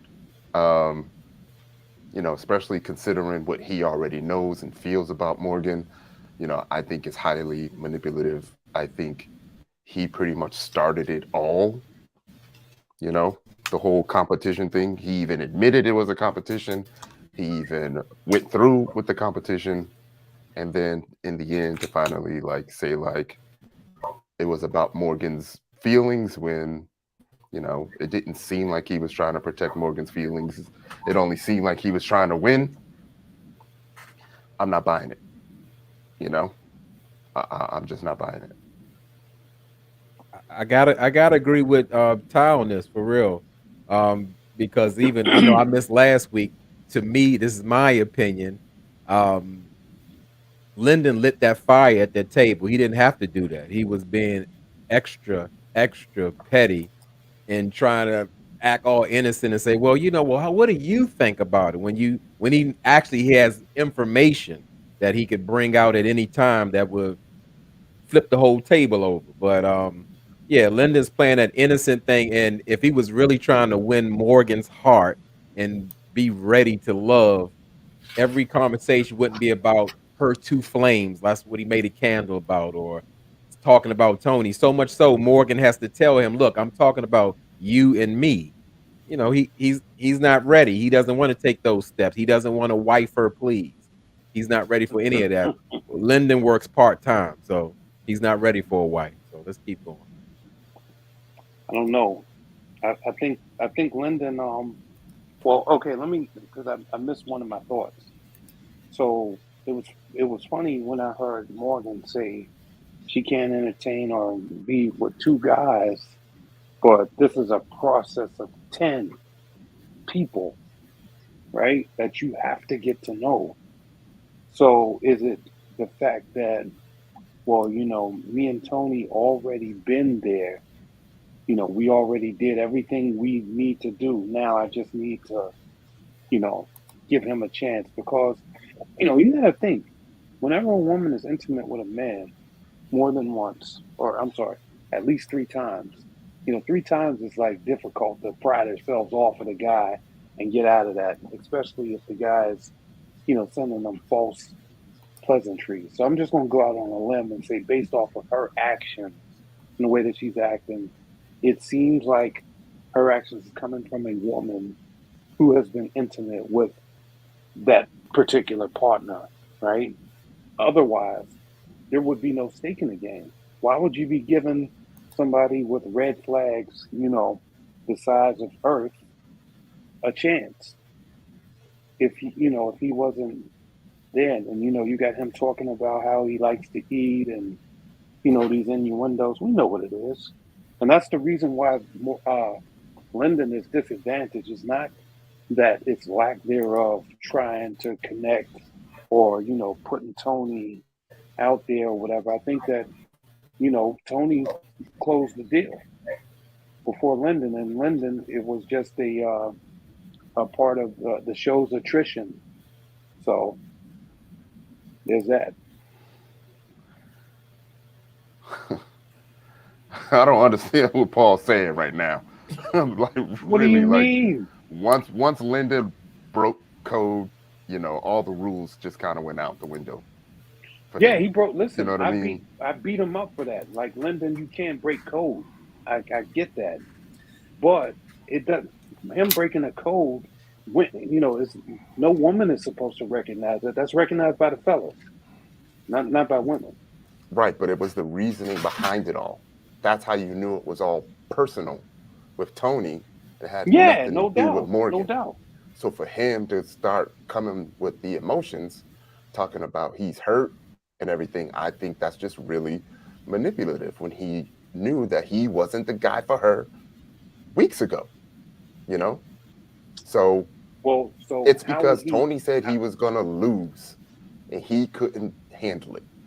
No, my thing is this here. How would he know that he's not the guy for her when she's still entertaining him? See, that's the thing. You have to tell this man and be straight with him. Yo, my guy, you good, but I ain't feeling you, you know what I'm saying? And it's just like, it's not here. Like Mercedes did. I think he knew at the Friends date because he knew her plan. He knew the wife me plan. I think he been knew. I think even the Nair was probably a red flag between him and his friends, something that, he couldn't overlook. He said it was the size of, well, his friend said it was the size of a football field.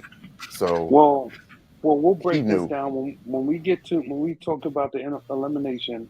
We'll break that down a little bit more, and I think I can make a bit more sense of that. Okay, that'll be interesting. Yeah, Sharice, you got nothing? We're talking about which scene again? We're talking about Morgan at the pool table with Lyndon. She gets emotional. Hold on, I'm about to show you. It's this here. Hold on 1 second. She joins him in the pool table. The conflictions between Lyndon are his age and his lifestyle. Lyndon lets Morgan know, like, you've been hurting me, and like I'm not a child. He ain't come there to fight, and she starts crying, she gets emotional, and she's like, I can't put my energy into two people, like it's too much for me. Lyndon tells Morgan that Tony is bad for her, and she's like, you know, I see the red flags, but I still see potential, and I still want to give him a chance. Lyndon's like, yeah, you pretty much need to let me know like what you're gonna do. She says, well, I'm not ready to make that decision yet, and he tells her to take her time. That's where we at. Just to refresh everyone too. Well, I mean, I think the cards are just unfolding. Everybody's playing their card. Yeah. Yeah. And ain't that something similar to what Tony was saying? People. Mhm. Hey, I thought we had a line of communication going, but you're not choosing because you're afraid to hurt this person's feelings. Tony literally said the exact same thing. Yeah. Stacey, what you got? Well, I think this was just a battle of the biggest D played out for us. You know, I agree that Lyndon was done, like he was off the relationship, like the potential of it, like actively out of it since the Friends date. What struck me is that, like, you know, he's not an ignorant man, and I don't know which one it was, if it was Super Saver or a slanging contest, but I felt like he just was there, like he knew it wasn't going to be a connection. He just wanted his opportunity to tell her, let me show you, this guy is dogging me every chance he gets. I'm gonna stick around for the right opportunity so I can let him tell on himself. And that's exactly what Lyndon did. He waited into the opportune time to allow Tony to show his cards. Really, B? So I think I probably have an unpopular opinion about the situation. I think Lyndon has moved forward as a romantic connection, but I think that Lyndon is genuinely concerned for her as it relates to Tony. I do think that it's a big D contest. I agree. But I also think that because I feel like everybody is starting to see the red flags, and she even admits that they're there. She's just okay with them and wants to continue. She sees more good than bad. And so at this point, I think he's kind of switched roles from potential to protector. And I think he's serious when he says, look, I'm worried. Like, he's not good for you.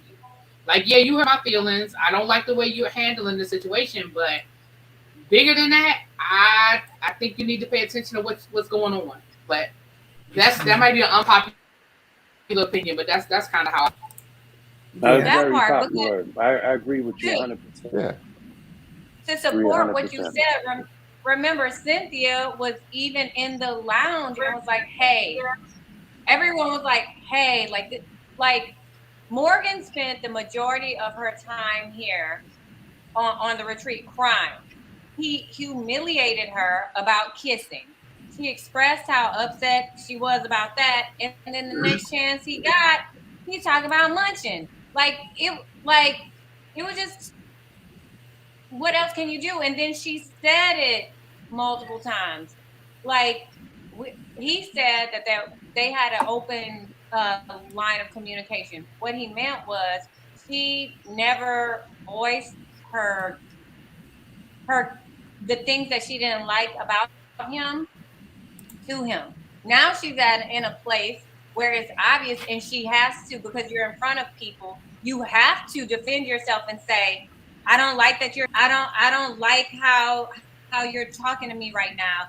Like, it's different when you do have an audience and you're feeling like a little more buck, and you're like, no, I don't like how you're talking to me. I don't like that you said that. This is team too much toxicity for me, though.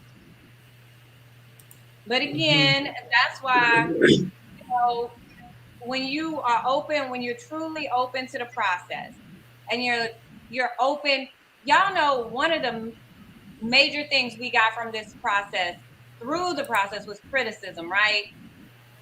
One thing that we learned is how to do things differently. And it just like, when you lead with sexuality, you get a different result as when you lead with the other tools you may have.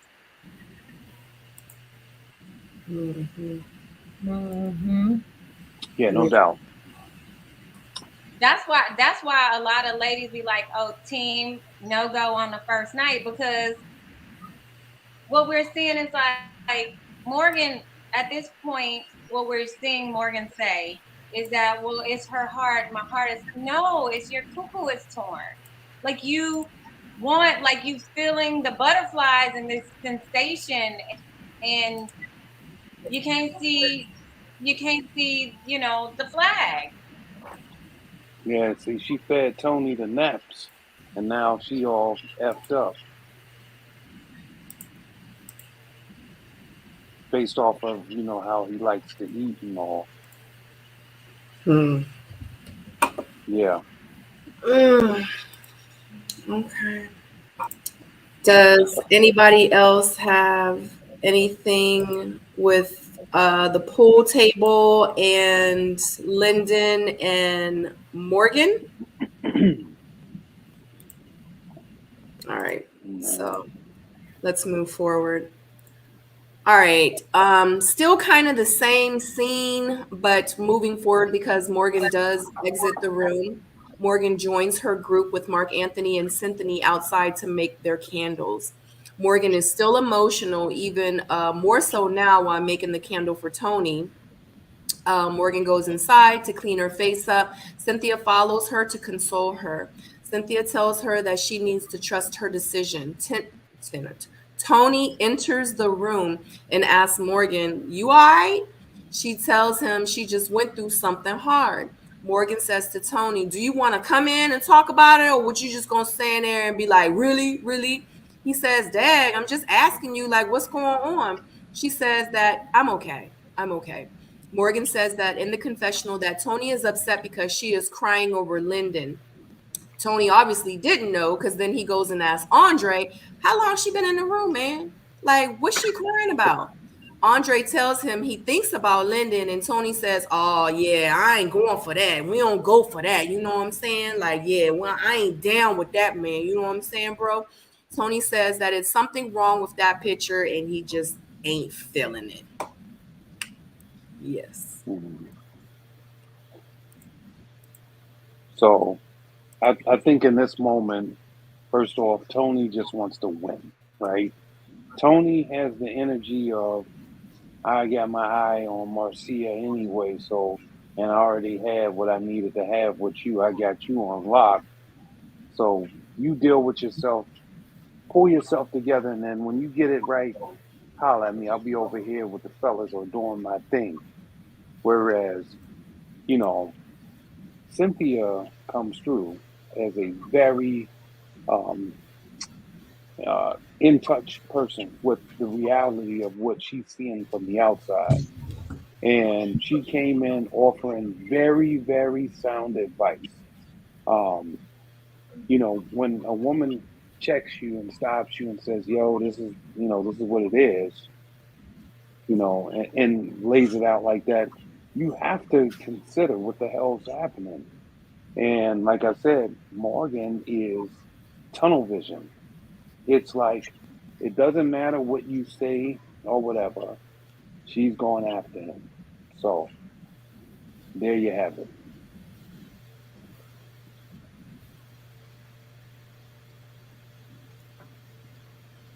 Anybody?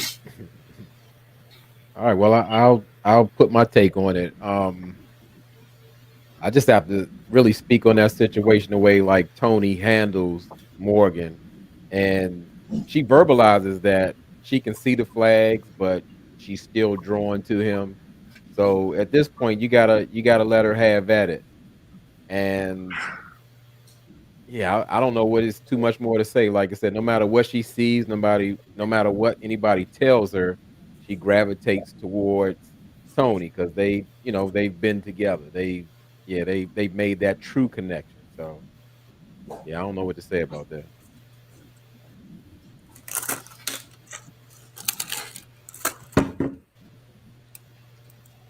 I've been Tyrone. trying, yeah, I've been trying to Oh, give this some thought, and you know, I honestly think that the crying had to have been for something else, you know? So if you're in there crying for 2 hours for someone who she even said has not expressed how he feels about her, a lot of that didn't make a lot of sense to me. I feel like her and Tony have always had this relationship that's just kind of unique to them, right? Um, from the outside looking in, it looks toxic. It looks like um, it's not going to work. It even looks like it's going to be violent, how we said earlier. But I feel like, they've always had like this weird understanding. And there's dates where she says, get it together. There's dates where he says, get it together. And I can understand why Tony would feel like they do have this understanding, but to see this emotion coming from her for someone else, you know, I could see how that would throw me off too. But it also feels like Tony's just at a point to where he just can't, he can't win. No matter what he does, he's gonna say something wrong because that's just the way they seem to talk to each other. So from us, we're gonna always say that he could have handled it better when that's probably how they handle things or have been handling things this whole time. Um, for her saying that she only got the capacity for two people, um, I get it, I understand it. It's just all of it just seems kind of off. And we did talk about the inability to commit publicly. I don't like to go where Paul be going about them smashing, but you know, there's definitely something extra there for all the tiers. And I don't think it's just Lyndon, you know. So this whole scene just kind of threw me off. And for Tony to just go um, sleep it off, I mean, at that point, I feel like that was probably the thing to do for him. Just let her figure it out. The same thing Lyndon said, I'll be patient. And that's Tony, I guess Tony's way of being patient. Because if he's in the same room with Lyndon, Lyndon's just going to try him again and call him out again. And then he's going to have to respond. So it's just, I don't know. It sounds like we turning Tony into the victim. Tony is definitely not the victim here. I'm not doing that. No. I think that, come on, man. If you care about somebody or you want to show your presence or love or something, you don't leave a woman, leave her to her feelings and be like, well, you know what? I was here. I asked you and you didn't tell me. Like, you still have to go over there and talk to this lady and kind of get to the bottom and see what it is that is bothering her. Like, you don't just leave. You shouldn't just leave her there to dry. So, as a man, if if I was married or I had my wife or something like that, I would never see my wife crying and being upset and like, oh, you still on that crying shit? All right, I'll be upstairs. Let me know when you're done. Like, who does that? It's just crazy. Insane. Stacy. Right. Okay, so I just want to highlight something that Ty kind of spoke on. He said Morgan was in the room crying for 2 hours. Let's talk about that. If you ever in the room crying for 2 hours and ain't nobody died, you're crying for attention. She was in the room and she waited 2 hours before that man came to that door. That is the problem. What the problem was this weekend is that Morgan saw firsthand they're in one place. She's seeing how the other men are being attentive, they're being caring, they're being soft, they're queening the other ladies. And what he's doing, girl, you in here crying, girl, what you crying for? You know what I'm saying? He busted in a room where she and her homegirl were talking. She was upset. First of all, How many men you know bust in a room like that when you in the middle of girl talk? So let's talk about how rude that was. Secondly, he is embarrassing her yet again because he's like, I'll stop that mess. I'll stop that. I like all she wanted was a little attention and to be pacified. He was like anti it. Like he was just rebelling the entire time. He was incapable. And then when they were on the sofa having an intimate moment, he in the room sleep. Not only was he in the room sleep, but he had, hold on, P.O., here we go to production. He was knocked out so cold. They came there, turned on the lights, filmed him snoring, and left without him waking up. Come on now. Can we pause? I'm sorry. Go ahead. No, I was just going to say, can we pause on that picture for a second? Because no, I'm sorry. Go ahead. Just finish your thought, and then I'll run through the picture situation. See, I think Morgan could deal with the toxicity, like their toxic relationship. You can deal with it normally, but you know how it's like you can do one thing behind closed doors, but now we're up in front of people, and you're embarrassing me. You done embarrassed me, made me put me out there. You done embarrass me in all these ways, and now you're not being affectionate. You're not even dating me. It's just like you're owning me, like I'm some piece of property. Oh, you staying in a room with me. She's sleeping in my bed. Oh, this what we did. This how many times I kissed her. This was like, it was team too much. Team too much. She was crying because she was embarrassed. It wasn't over Lyndon because she and Lyndon seems to be, they're cool. Like Lyndon was looking out for her.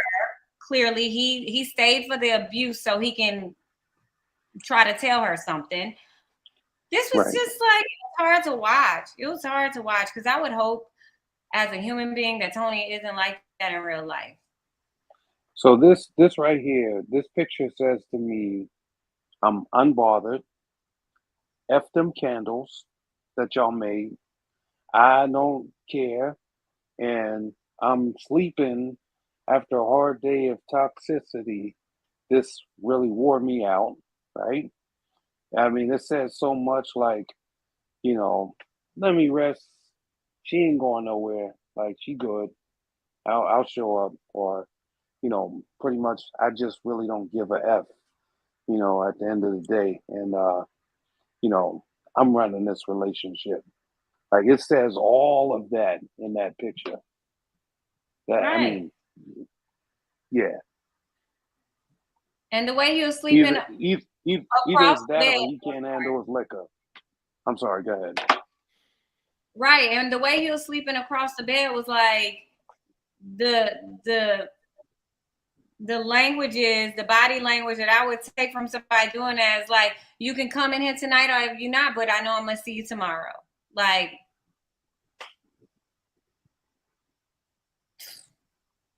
yeah. Embarrassing.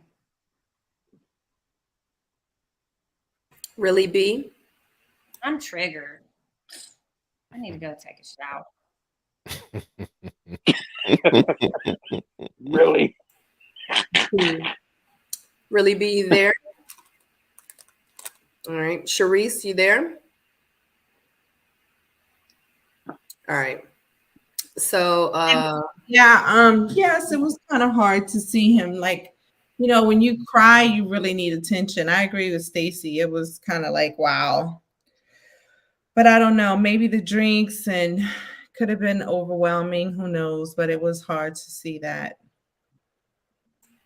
I thought, I don't know. I'm not going to say that Tony is the victim, but when she was in the room crying, when he first entered into the room and was like, you all right?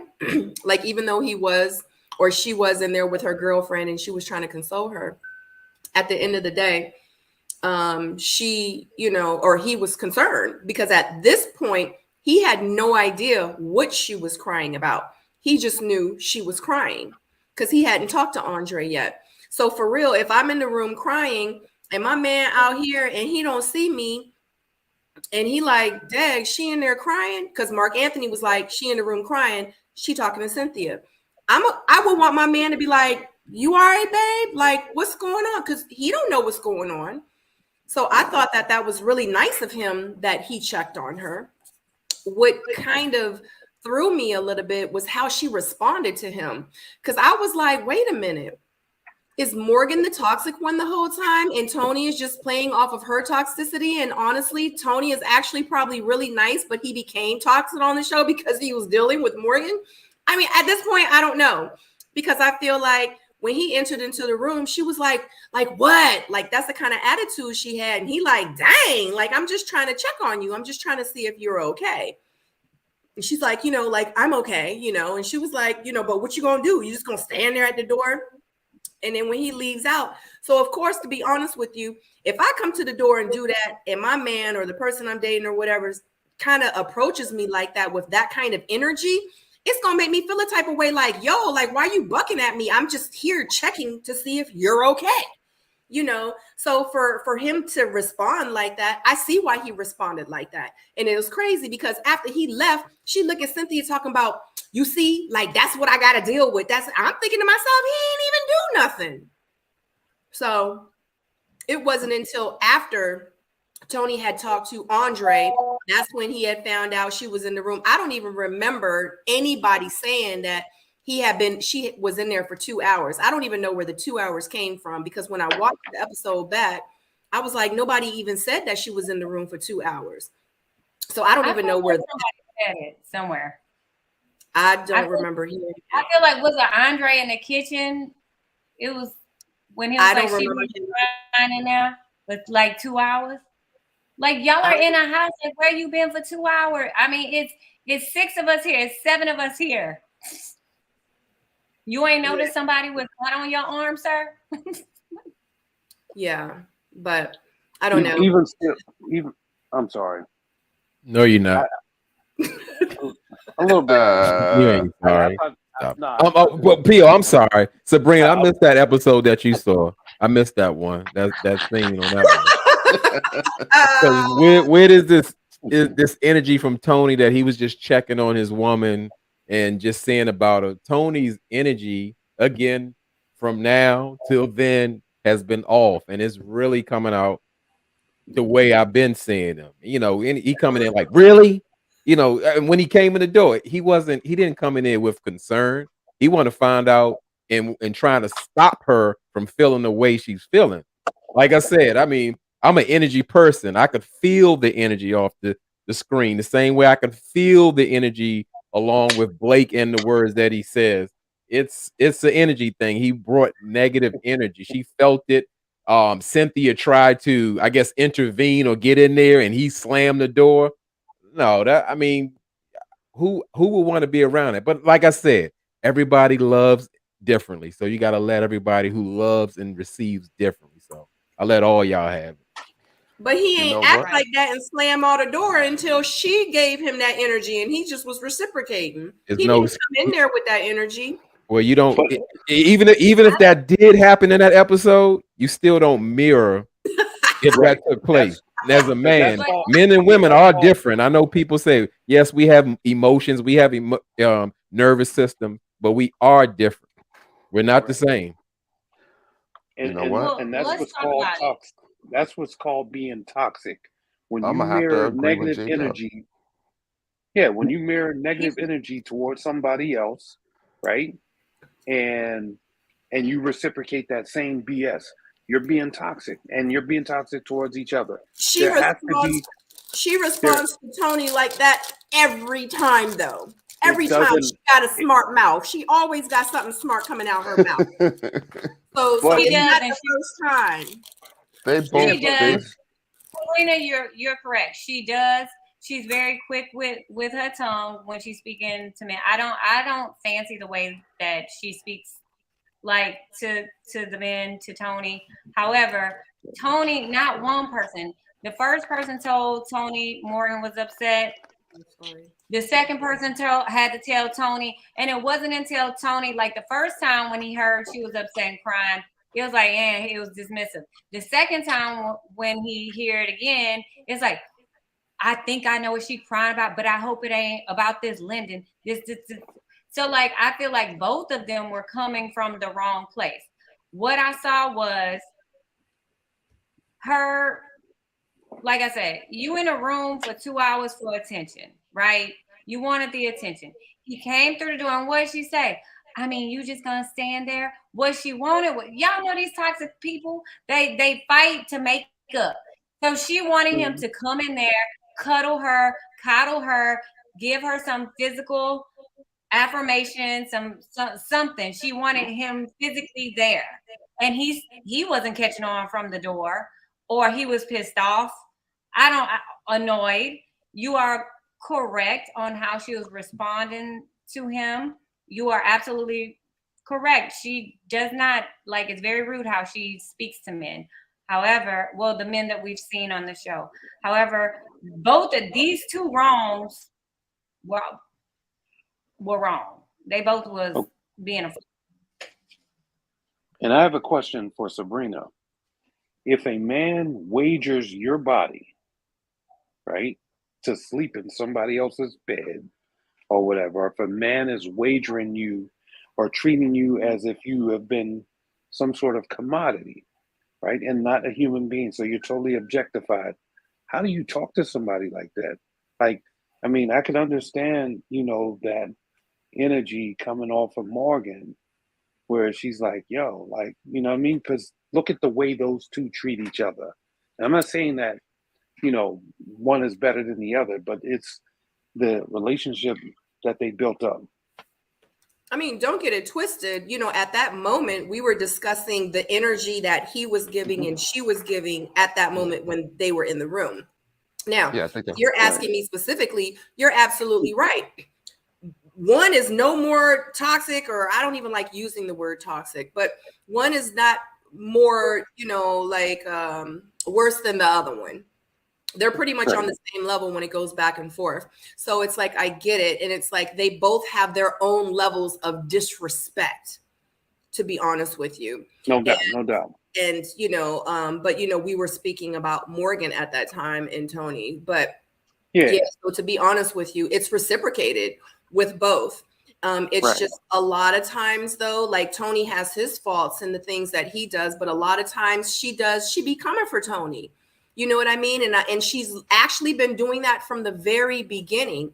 And maybe I need to go back and start watching it from episode 1. Like, has Tony always been like this, or did he start being like this from the very beginning? Because that's the energy he was getting from her, which means in his head, he feel like, I can go ahead and vouch for you to sleep in the bed with me, because you know what? That's what you've been giving me. Because to be honest with you, I feel like men treat women accordingly to how they present themselves to the man. No doubt. Because he's not going to say that and do that about me. You see what I'm saying? Like, I'm not that girl. I'm not that woman. So you're definitely not going to talk like that to me. But because she has opened that door to make him feel like he's able to do that, yeah, he gonna do it. Right. You know. And so I think that I feel like when a woman talks, I was gonna say, okay, when a woman talks to a man in that way, right, it's because there's, you know, women, whenever there's intimacy, right, they feel like, in some cases, they feel like they have the tool to keep the guy in check.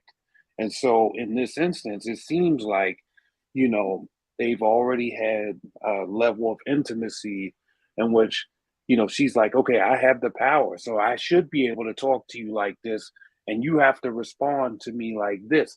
There's an expectation that's there. And yeah, it looks confusing because we're not behind the closed doors when we see what they're doing, but it just comes off like that's what's going on. Yeah. And to be 100% fair to Tony, Morgan has been embarrassing him this entire episode as well, the entire time they've been on this retreat, because Tony has said it multiple times, you know, like he's hinted to, I wish she need to quit playing with him. She needs to just let him go. I think he was embarrassed that she made it seem like there was a fighting chance for Lyndon. I think he didn't like his manhood being challenged like that as well. I think he put it out there basically like, I'm the man, I'm doing this, I'm doing that, we munching, we lunching, we doing all this stuff, but there's still room for another man to come in despite the magic stick.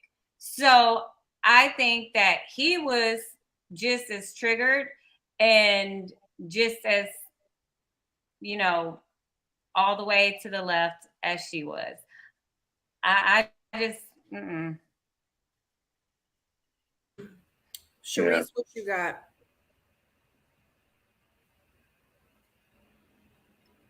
Sharice is gonna have to be single. This is what they have to offer her in Miami, because good sister Sharice, I don't want you with any of these people down there. No, ma'am, I do not want you and me.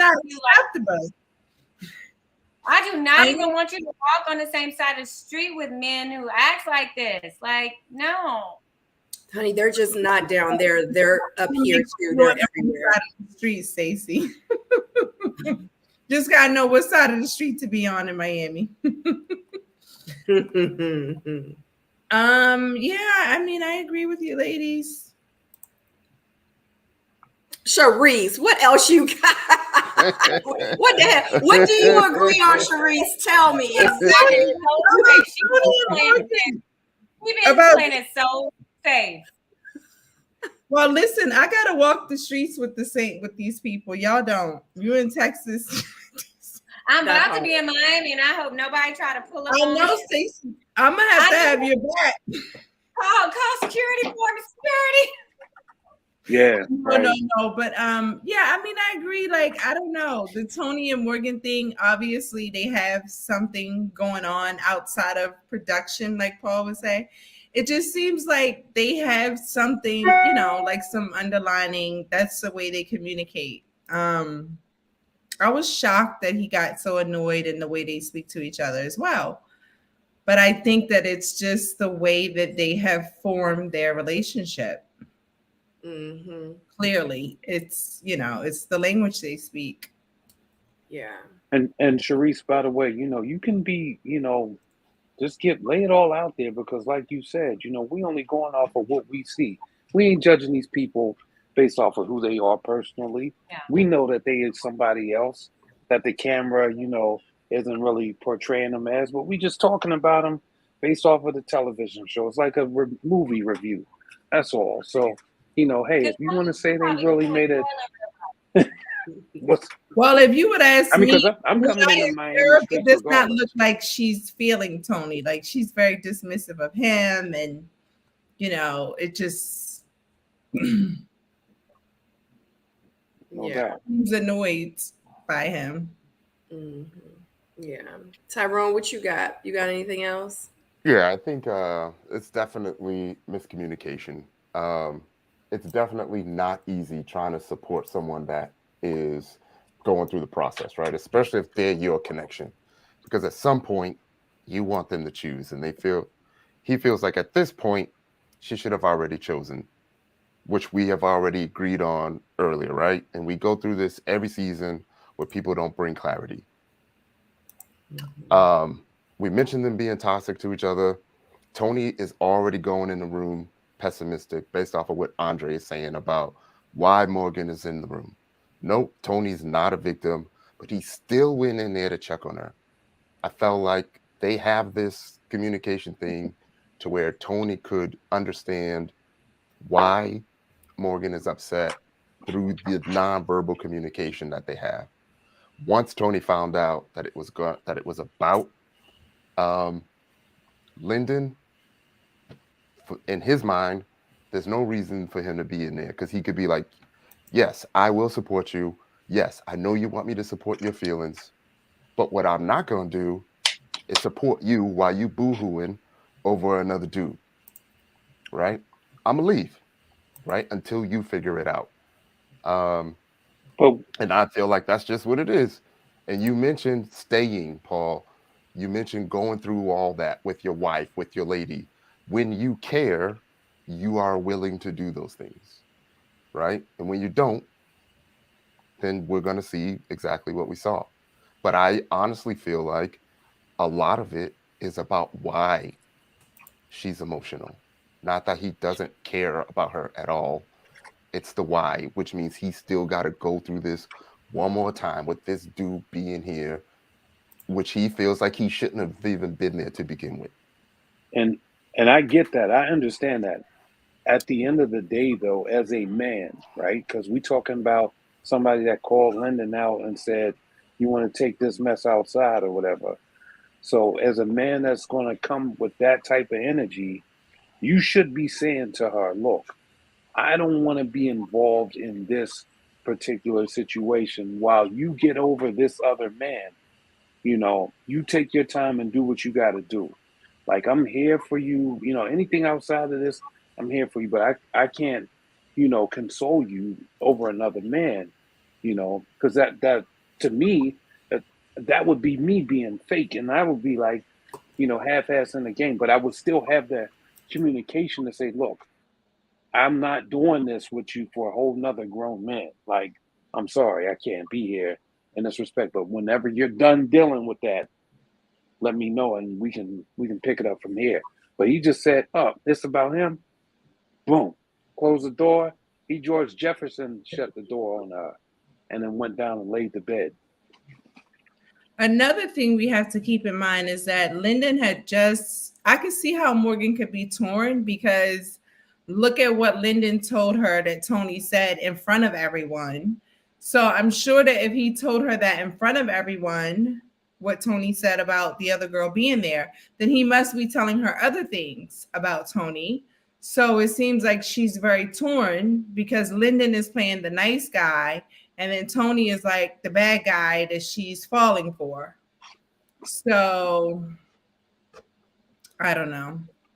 Hey, they have a whole show about people, where women are attracted to bad people. What is that? The love after lockup or whatever. And it seems like, some women, they like the drama. They like the fact that this person gives them a wow factor. Maybe she's infatuated with that. You do Who that knows? for once in your life, you will never want that toxicity again. Yeah. I don't think all of it was about Lyndon. I think a lot of it may have been just this emotion where she just got 38 years of this cycle that she just don't seem to get right. And it's hitting her all over again. And she's just really, really emotional about it.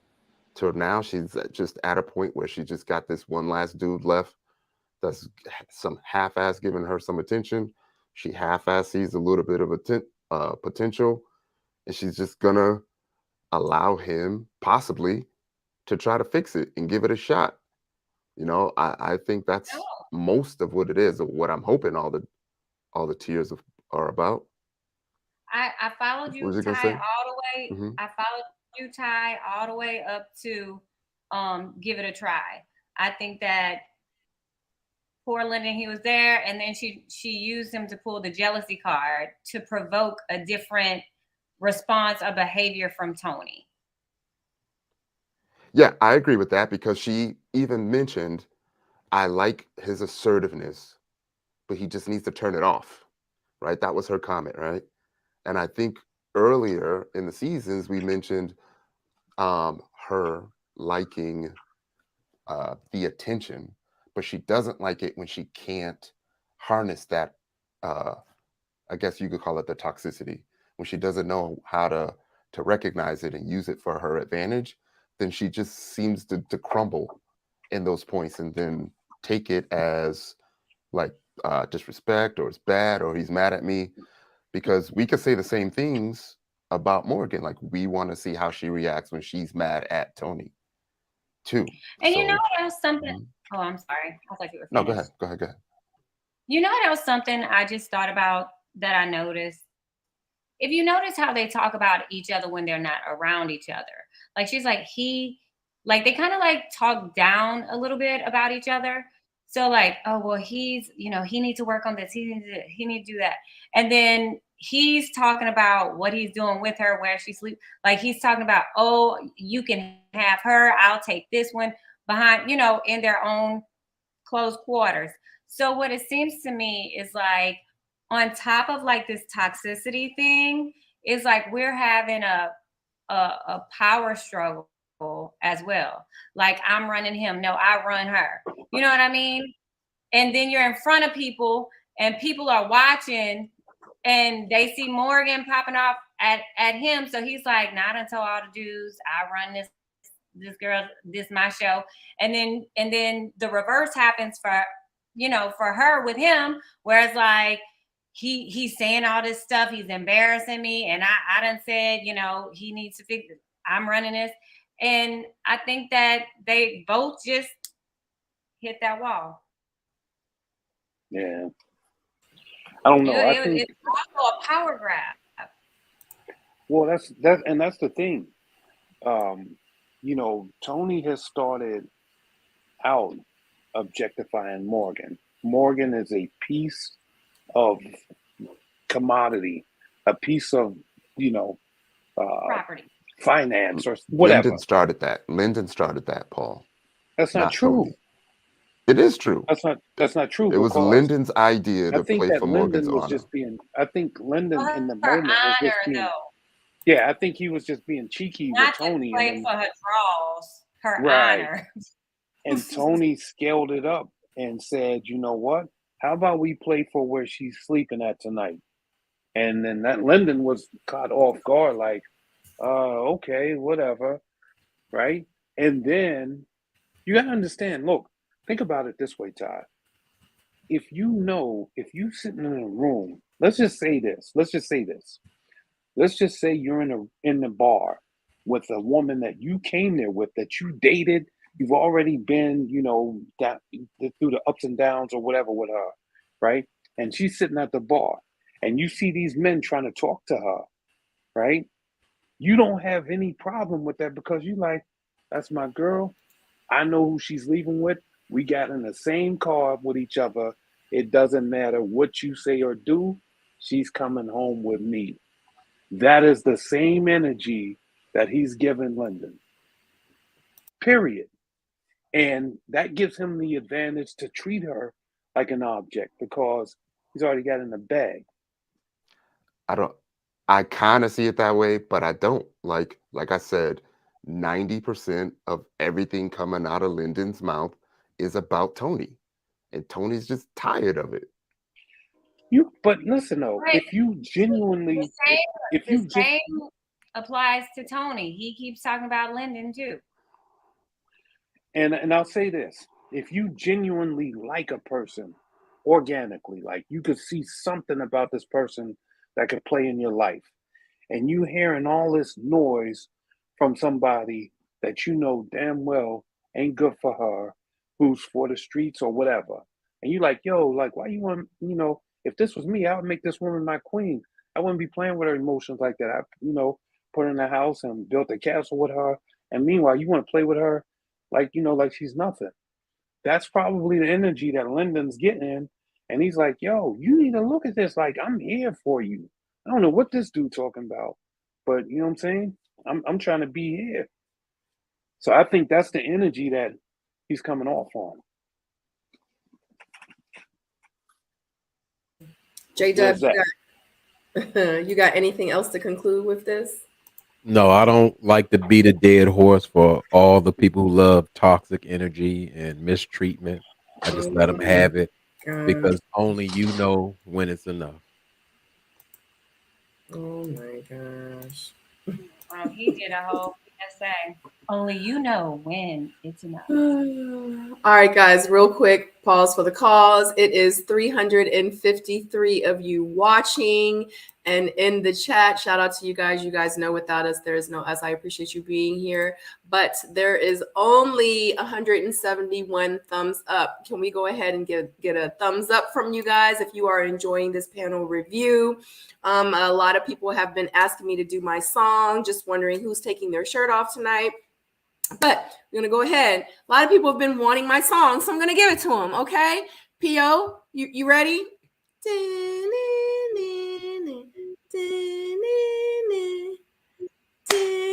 Hit that thumbs up. It's at least one more week. I need thumbs up.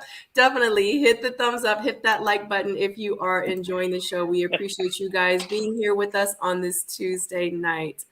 Oh my God. Oh God. Okay. Yeah, Anyway. I thought you've been on your green smoothies. I thought you've been on your green smoothies and those Thai push-ups getting ready for us. I've been trying, Oh, man. hold on. I've Let been me doing not pull-ups. objectify you. I've been doing pull. Look, but why? But look, why Paul said give him 2 more weeks. In 2 more weeks, we're not even going to be recording anymore. I said one. No, last week was 2 weeks. So then I need. This is week 1, and then I need next week, and then after that, I should be good to go. Yeah, well, Theo. everyone's saying take it off. So I've been doing my thumb curl ups and finger curl ups and all that stuff. You know what I mean? I'm trying. Yeah. Trying to be like Terry Crews. You know, he be doing all of that stuff. I'm trying to be like him. Well, folks are saying it's time to deliver. So yeah, we have to. You know what? I'll tell you what. He is stunning. I saw him in real life, y'all. I told y'all how good that man smells. I know underneath his clothes he gotta look good, because you can't not look good under clothes and smell good. Because even if you don't look good, that cologne gonna make it look good.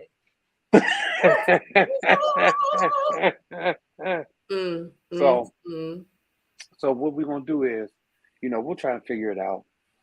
And there goes my sister talking about my chicken chest. She knew me back when I was, flat chested and all that other stuff. Growing up, I was like 114 pounds. So that's the guy she remembered. And of course, she specifically told me, if you take your shirt off, give me a heads up so I can log off and then log back on, because I don't want to see that mess. Who said it? My sister. Oh, Lord. I'm sure it's a little different. Yeah, because that is your sister. Right. Yeah. So there's that. All right, guys. So another prison pull-ups on the door. But I will do it for charity. This is charity. That's what I was about to say. Do I need to make drop them coins? Drop them super. I was getting ready to say yes, because Tyrone, how much did you make? Like $60? Yes. No, but Theo, you got to take your shirt off. They're not paying. They're not going to give no super chats unless you really going to do it. If you're not going to do it, I'm not going to take their money. Now, when I do it, I'm not going to do it today, but I will do it before this season is over. I will do it for a charitable donation. Okay. For sure. Tyrone, if you decide, I will make sure. Okay, well, we can't do it today because it's J-Dub said that he's about to log off, and we need him to stay for the panel. We're almost done, so we need him to stay. Look, you got people saying, let's go, P.O. We got other people saying, please don't, P.O. Here we go. See? Go. Right. Yeah, let me train first. Take it off. Let me do that Terry Crews thing first. Whenever I can make it, do like Terry Crews. Oh my gosh. Come on, we got some dollars. Yeah, so give me a week. One more week. Okay. Right. One more week. I'm when we get off the phone, give me 500 push-ups. Yeah, that's what you got it. Okay. Wow. I feel like he's pump faking. No, he's not. Until next week, P.O., and you'll be there. You'll be nice and swole by the time you get. Yeah, that's what I'm saying. I'm about to go drink me a steroid shake, and Don't do that. You can get bumps. You're gonna have steroids. Your nipples gonna be pointy. All right, guys. Intermission is over. We got 337 in the chat and watching. Don't forget to hit that thumbs up. We made it to 183. Let's make it to 100. 200. That would be amazing. So let's try to get to 200 thumbs up. All right, guys, moving forward. Thank you so much for that intermission. Unfortunately, P.O. did not take his shirt off. He did not deliver. The group gets together for a pajama party and then pass their candles out. Tony did not make it. He went to sleep. Jeffrey gives a candle to Andre, the biblical husband. Mark Anthony gives a candle to Mercedes called A Little Brown Sugar Thing, My Little Brown Sugar Thing. Jeffrey seemed to be in her feelings and said that Mark Anthony showed a little of his ego. Yeah, he showed a little bit of his ego. I'm just saying that time when he was talking about the candle. Mercedes gives Mark Anthony a candle called Little Haitian Nation. Anthony's candle to Cynthia is called Thinking of You. Cynthia made Anthony a candle called Coffee because she wants to wake up to him every morning. Cynthia also made a candle for Andre because she wants to give him his flowers. And Anthony was like, hold on. We could have made two. She was like, I'm sorry. He was like, yo, can I get ready to go make another one? Cynthia was like, oh my God, I'm so sorry. He like, yeah, because I need to go make another one real quick. So he definitely was in his feelings. Andre also made Cynthia a candle, and it was called Apple of My Eye. Anthony also gives Jeffrey a candle, and Andre gives Morgan a candle, and it says, hey, like he was like, hey, it's one more candle. Like, whose candle is this? And Andre gives that candle to Morgan and says, I'm sorry, not Andre. What's his name? No, is it Andre? Lyndon. I'm sorry. Lyndon gives Morgan a candle, and she's like, yeah, he's like, this is called Two Flames because you got two flames. He like, but when you use it, only light one wick. She like, okay, I'm only gonna light one wick. And then that's when Andre was like, wait a minute, it's one more candle left. She's like, oh, that's the one, that must be from Tony. So she picked it up and was like, it's a bug in it. That was their last night there, and they decided to dance and turn up. Child. Oh my God, what is going on, Stacy? What's that?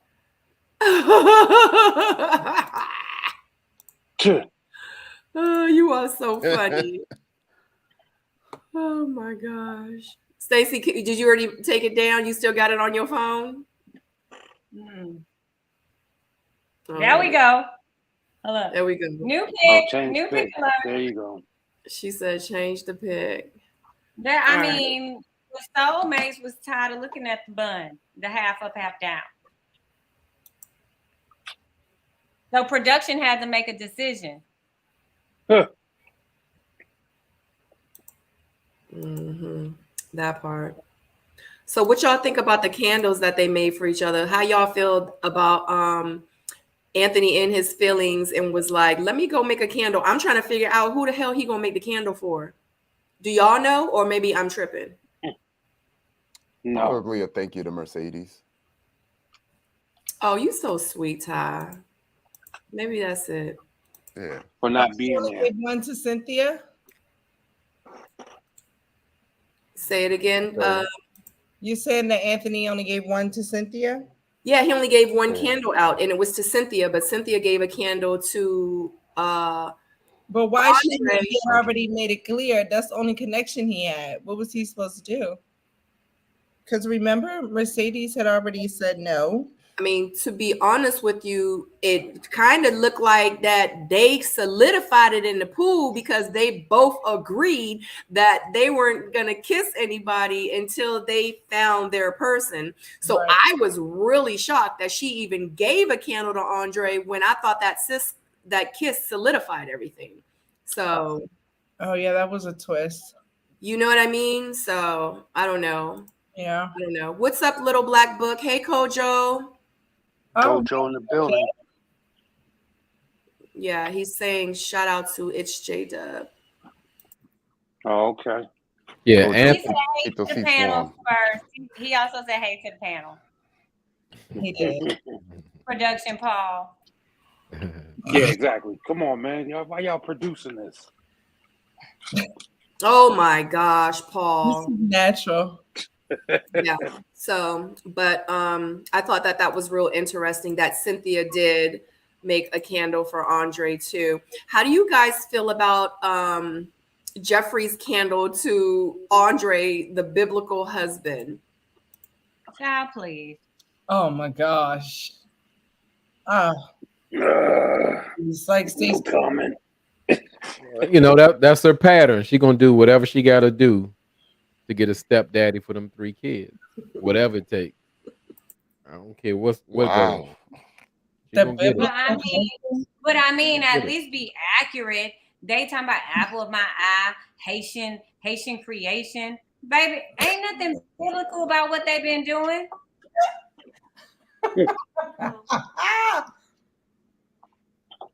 It's all Facts. outlawed in the Bible. Everything. All them kisses, the way they been kissing and stuff. No. Ain't nothing biblical about that. It I mean, should have said like Tony may be the biblical husband. maybe Yeah, like right. a fantasy But I'm husband. Maybe like, child. I thought it was like a way to drum up some drama, possibly.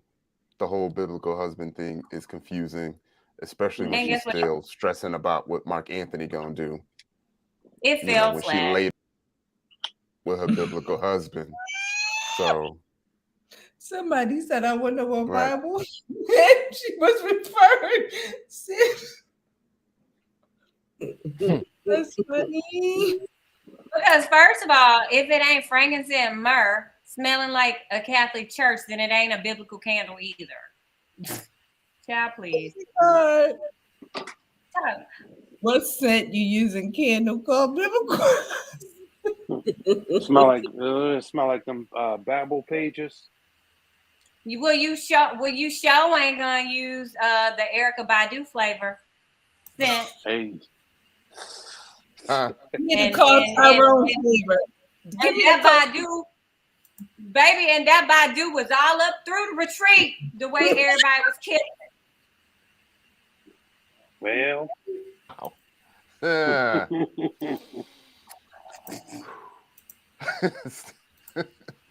Man. I don't even want to say it again. Say it again. I don't want to. That's probably why Tony I was full. was in my feelings, so you might need to say it again in case I accidentally spoke over you. It doesn't make sense though. I'm not gonna repeat it. I don't want it stuck in my head. What did Tyrone say? It's too no, I'm not feeding into it. You can put it up on the screen again. I'm not gonna say the words. Exactly. That's what we're talking about. So that's where the leaf was coming to match his hair came from. Okay, I needed it to make sense. What? No, he said something. No, because remember he talked about the feather and when they were eating dinner. Mm-hmm. I know. I'm so But just. he talked about it from a very short-sighted place. Like, first of all, y'all are in Florida, home of how many Native Americans? Like, what? Was he even wearing the feather this night? Like right now? Did he have? See, the feather wasn't in his hair. How did y'all start talking about feathers? Because the little feather on the candle looked like the feather that was in his head. So, but he didn't have that curl this time, did he? Oh my gosh. He was getting. Yeah, I can't. Oh my God. Lord don't like us, so I'm gonna just sit down. Somebody said Andre candle should smell like weed. Oh my God. That would have been a great promotion opportunity, though. Facts. Why? Does he have weed? Yeah, No, I think that's his company. Yeah. One of his companies. Oh. That's what he was in Forbes with, right? Yeah. All right. Well. Okay. So does anybody have anything else to say about the whole passing of the candles? Anthony and his feelings because he didn't get to make 2 and Cynthia gave 1 to that's what we ain't talk about. How y'all feel about Tony not doing his candle and it having a bug in it? He had to go after all that toxicity. He had to get his rest. He was like, man, I need to go to bed, man. F them candles. Y'all got that. Yeah, he was out of it. He wasn't in the mood. Yeah, his candle represented exactly what's going on. Nothing. Yeah. Cat, Oh, that part. Yeah, I think we're just over it at this point. Like it's just not giving what it's supposed to give anymore. no. All right, let's move on. Oh God, because we're almost done too. The next morning, Tony and Morgan sit and talk. He apologizes to Morgan and she wants him to be more intentional. Morgan asks Tony, like, what should he be, or why should he be the man in her life? She says, like, they share a deeper and spiritual connection. He says, I'm a giver, I'm a protector, I'm a provider, I'm going to help you grow, I'm going to encourage you. And he says pretty much that it's all about Morgan. He's like, it's all about you. And Morgan says that when it's just him and her, he gives her what she needs. Excuse me. And he says that he is still open to make it work. And then they share a kiss. You okay? Well, Get in your bed. Not all at once. I'll just say, come like, on, P.O. personally, I'm not a fan of those types of questions because it's almost like, do you need convincing or do you just want to hear it out of my mouth? Right. That's Yeah. all. Well, I'm gonna say Morgan's love language must be words of affirmation, because Tony's selling her the 2-year dream. It just wiped every single thing he did away, like it never happened. That's what she needed to hear, and she was hooked all over again. Mm-hmm. And I'm a piggyback off of J Dub and say it's words of affirmation and physical touch. Okay. I don't know. I don't know. I just feel like at this point, he can do no wrong. I don't know what kind of men she's used to. I mean, I just don't know. I mean, I don't want to jump too far into it, but I am going to say this. I remember that in the previews, when she does go meet his family, because we're discussing it, you know, he says, I want to say it's his mom. She tells her, like, she wants to get therapy. And her mom was like, yeah, I ain't feeling that. So for her to say that she wants her and Tony to get therapy, I was like, wow, okay. So, you know, I mean, we're jumping ahead a little bit, but I really appreciated that. But the fact that she even recognizes his red flags, it's at least a step, because she really could not know them and know that they exist and completely have ignored them and be like, red flags where? But the fact that she does acknowledge them, I mean, that's the first step, you know, to them, I guess, becoming, because if they like it, I love it. Like, that's just where I'm at right now. I just hope that, you know, they don't hurt each other, but yeah. Well, Sabrina, I would say this. I would say that it's not about recognizing the red flags with Tony, because it has to start with you first. And you have to question yourself as to why do you feel comfortable with dealing with men in this shape, right?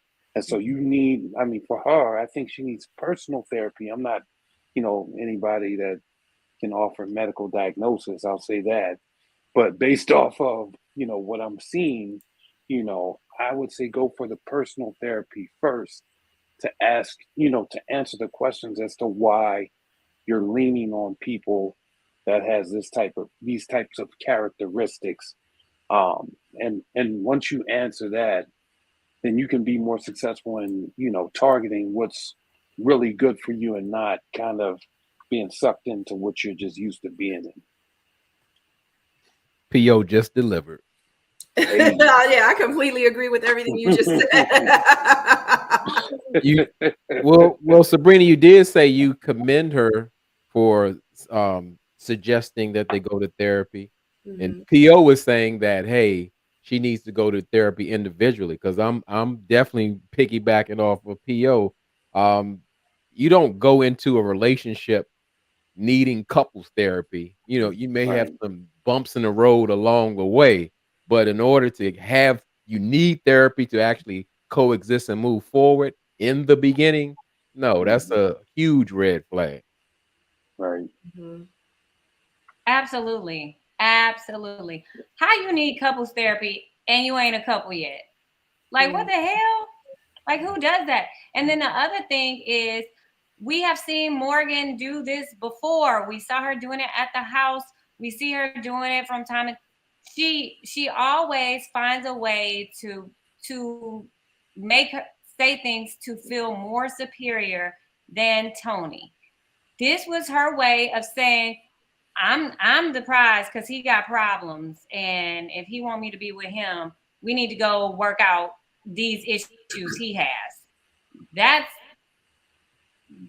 I think that's how the sister probably took it. The mama, whoever she was, took it. But y'all have to 'Cause- also remember to, I'm sorry, Stacey, go ahead. No, go ahead. But y'all have to also remember too, I just said that I commend her for saying that she wanted therapy. But you have to remember throughout this whole show, she never once said that she had a problem. So now if you want Right. to talk about, let's talk about Morgan now. In Morgan head, she don't think she has a problem. Right. Right. So that's And why I said this was a one up in front of the family, like, oh, you know how he is. Like, you know he's flawed. So we gonna go. She's saying words that she thinks would have a positive would resonate in a positive way, and it's not, because if PO if PO me and PO go to my mom and PO's like, well, before I get with her, we're gonna have to have couples therapy or something. My mom is going to think, well, what you saying is wrong with my daughter? You see what I'm saying? Like, I feel like this was her again trying to, because, you know, remember, I can't remember. I'm trying to think of specifically what she said when she was talking. She said it when they were in the room with who? Mercedes, when Mercedes was riding the bike. Then she said it again with Cynthia, where she was like, you know, he don't know how to express. I wish he would say this to me. He gives other people good advice. He does this, that, and the third. So I think this is just another pattern of her slick emasculating him, slick like taking digs at him and his flaws right. in front of people. And no one likes their flaws aired out in an open forum. Yeah, agreed. Agreed. Yeah, and I Tyrone? feel like Oh, I'm sorry. I'm sorry. No, it's okay. Now I was just gonna say, one of the things that I said early on, like when, you know, the first Nair and the hair stuff was coming out, and, you know, I beat her up pretty good about doing that. And then, you know, there was a follow-up episode where she doubled down on that again. So I would like to see, like, you know, maybe what the context is when this comes out in terms of her asking for therapy, if it does go and extend to say, you know, I need to get therapy for some of the things that I've done and taking personal accountability for that. This is one of the things that I was looking for in that moment. If that doesn't happen, then we back to square one, and we're saying, you know, you still have to recognize what you need to recognize. That's But it. PO, also, not, I don't mean but and PO, most of us, before we try to enter a relationship, the ones of us who are self-aware and have a good support Right. system, we're going to use these tools prior to being involved with someone else. We're going to go No through doubt. therapy, have our little nips and tucks with our counselor, our pastor, whomever, you know, however we seek our counsel. Right. Then we're going to put our place to have a successful and healthy relationship. We're not 20 years old. These are people that's 40, 38, 39, 40 plus. Right. We know better. We know better. Like, if you didn't do this to prepare yourself for someone else to be in a relationship, then it's too damn late to do it once you not, I don't mean too late, but I mean, you trying to say let's go to couples therapy, and we ain't even a couple. That sounds crazy to me.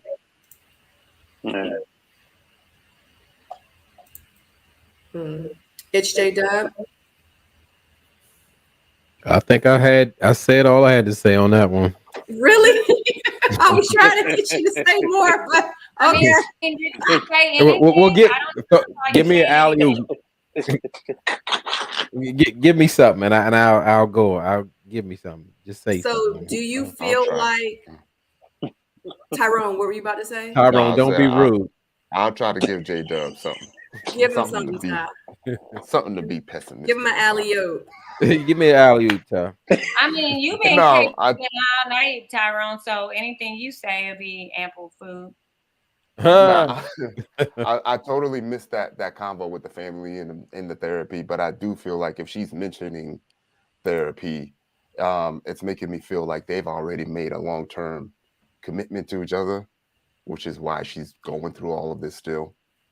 You know what I mean? And maybe the therapy is starting for her, starting right now, for a long-term relationship that they've already agreed to. Go ahead, J-Dub.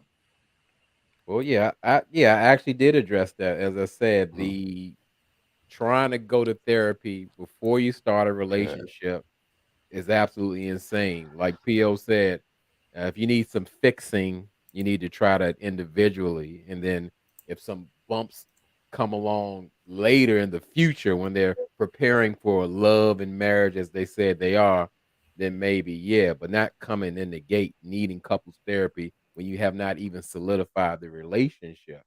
And it's just like I say, a lack of accountability with Morgan. Like again, anybody who can laugh at putting Nair in the hair loses all credibility to me. I mean, like especially at her big grown age. And yeah, I don't know what more to say about that. After that, I was just so disappointed in her. It was just I never saw for her anymore after that because a woman like Morgan in the real world, not on Ready to Love, is dangerous. Absolutely. So that's it. And also just to kind of add a little bit more to what context of what you were saying, Tyrone. I feel like you're saying that what was it? You said that her that she wanted therapy, and what was it? What? Can you take me back to the last part, just so I don't mess it up? Who are you talking What to? Morgan mentioning Yeah, to Tony's family about therapy? yeah. Yeah, I was You saying said it feel like they've already made a long-term commitment to right, to and each other. that, yeah. So the thing is, first off, it's okay to change your mind, right? You don't have to commit to that because they're not in a marriage or whatever. So I feel like, ultimately Morgan needs to take a step back. If they did make that commitment, if they made a pact to say we're gonna be together and we're gonna find a way, ultimately you have to still take a step back and say, yo, wait, it's me. Like I need to make sure that I'm good for me first before I can be good for you. You understand? And I feel like that's probably the approach that's not going to be taken, and that's where the toxic traits kick in, because you think you can beat this being the person that you are, but it never worked, and that's why you're even in this situation now. All right, guys. Does anybody have anything else with the Morgan and Tony meetup after the next morning? All right, let's go ahead and move forward. We have Blake. I'm sorry, guys. Blake sits down with Tommy and there's an echo. I hear echo. Blake sits down with Tommy and takes himself out of the process. He says that there is no one else in this process that is there for him, and it's pretty much too far in the process for him to even try to like make a connection with anyone else. So he does remove himself. What do you guys think, and how do you feel about Blake sitting down and telling Tommy this? It's an echo, guys. Someone has an echo. Hold on. What is this, Stacy? Yeah, we didn't need to see this. This was unnecessary. The I'm fellas just could have doing my delivered the message. job. Right. Okay, fine. Let's Yeah, we see. knew what it I'm was. just We knew what playing. it I'm was. just playing. I'm just playing. I'm just playing. Well, We knew I'm still what it going to was. show my pictures. Hold on. Peace out. My God, Hey, good for I him. got I one think- more picture. Yeah, I say good for him. Something. The dumb. Okay. All right, now moving forward. Damn it. All right, here we go. Next up, we have Mercedes and Mark Anthony meet for a solo date. Mark Anthony in the confessional says that he still is trying to figure out things with Jeffrey. He's like, I don't know, like I'm feeling her, I'm feeling Mercedes, but I'm feeling Jeffrey too. Like I just don't know. So Mark Anthony and Mercedes play a game of two truths and a lie to get to know each other a little bit more.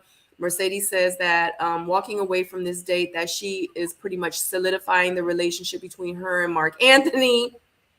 He says that he still doesn't see himself drifting towards more for Mercedes even after this date. And pretty much that this date is just making it harder for him to pick between the two women. I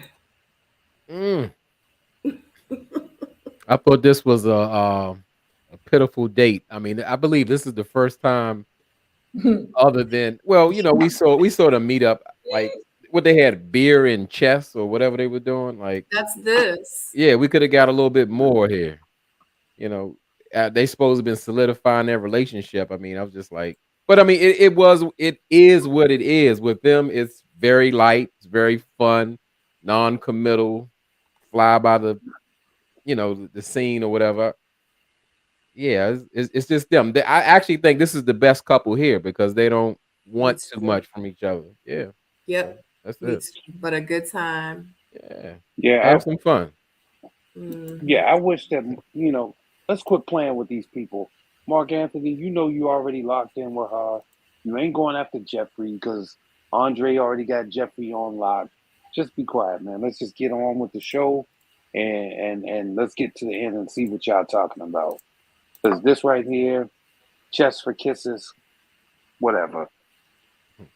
I mean, for real, she said she solidified it that date. He said that he ain't doing nothing because he's still confused because he liked Jeffrey and Mercedes. But he said it in his confessional and she said something different. So I just thought that it was just crazy to me how he's saying one thing and she's saying completely like something different. It's just kind of disappointing or whatever. I hope he doesn't hurt her.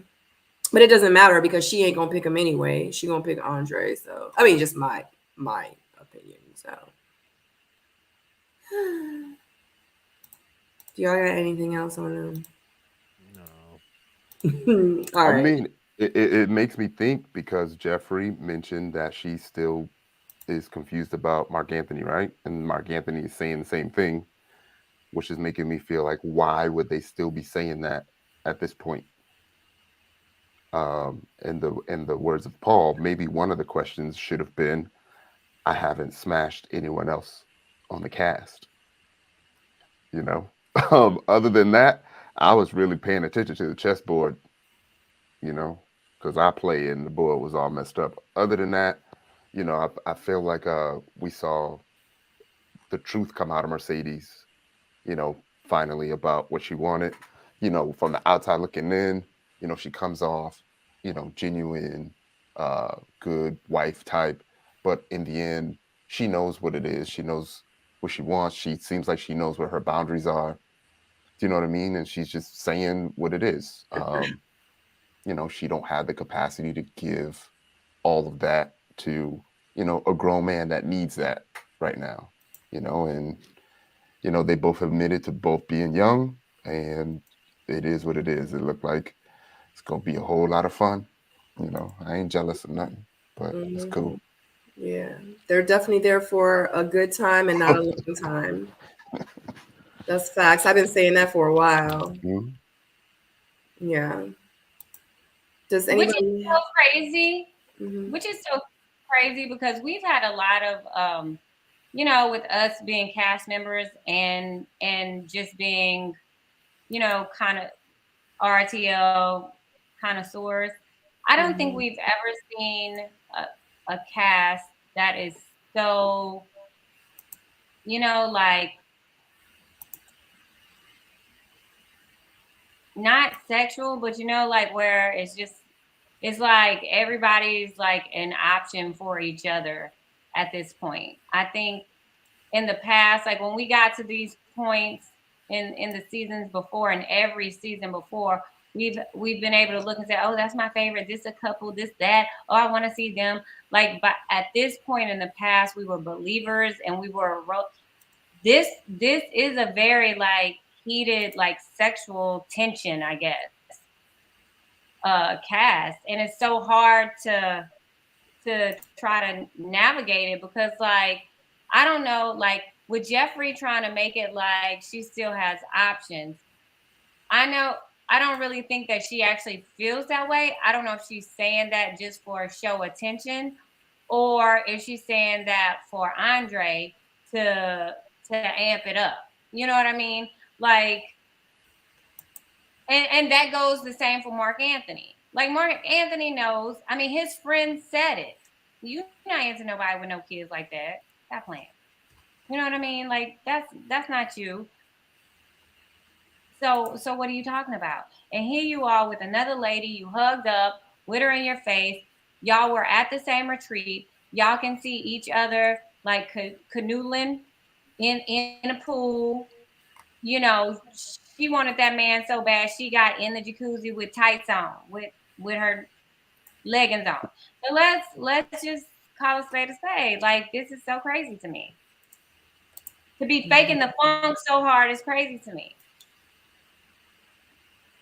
That's true. Yeah. Sharice. Oh, I'm sorry. It's pretty wild. Oh, I'm sorry, Sharice. Go ahead. No, I was saying I agree with you. It's like you just don't see it. All the other seasons, like you could really identify the couples. You saw the passion. Here, I do see a lot of kissing and stuff. Like they are a lot more physical than other seasons for sure. I don't know what that's about. Well, that's my point. Like you can't have your tongue all the way down on national TV, all the way down somebody's throat, right? Lipstick all on their face. And then still be talking about, well, I don't know, you know, I still have a thing with this person. Right. That's not what you're showing us. So it makes us not believe you because you're showing us all this passion and heat for this person. And then like my other thing is that like, why do you think is wrong? Like, why are you not okay with dropping the insecurities, like some of the cast, dropping the insecurities and committing to someone and going through that love process at this point, at this stage in the process? Like, why are we not? Right. Why are we still choosing or not talking about who? Yeah. Yeah. Well, I'll say this. Mark Anthony, if nothing else, well, I don't know. I think he's a shorter guy. I've never seen a guy.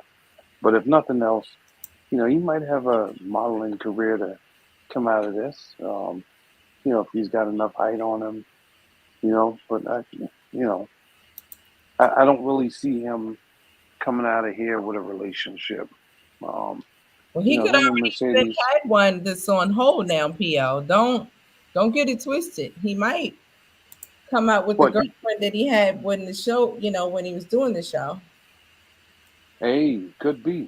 I mean, who knows? I feel like, you know, in this, like, I don't see any spark coming from him saying, you know, I really am into this girl. I'm into this Mercedes. I think he's like, yo, you here, I'm here.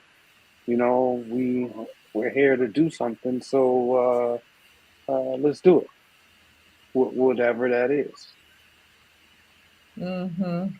You know, doesn't seem like real passion.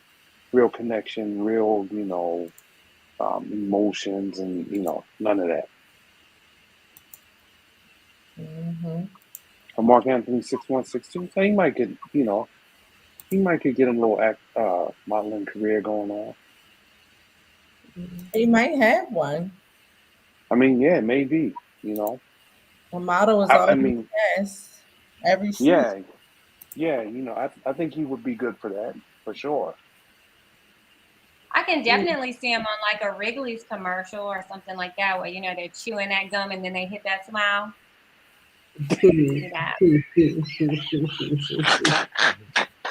She said, I was thinking more maybe, maybe he could do something for like Starbucks, or he seemed like that kind of guy that could, come get a latte real quick, what I mean, chug a little bit of it down, and give you the little.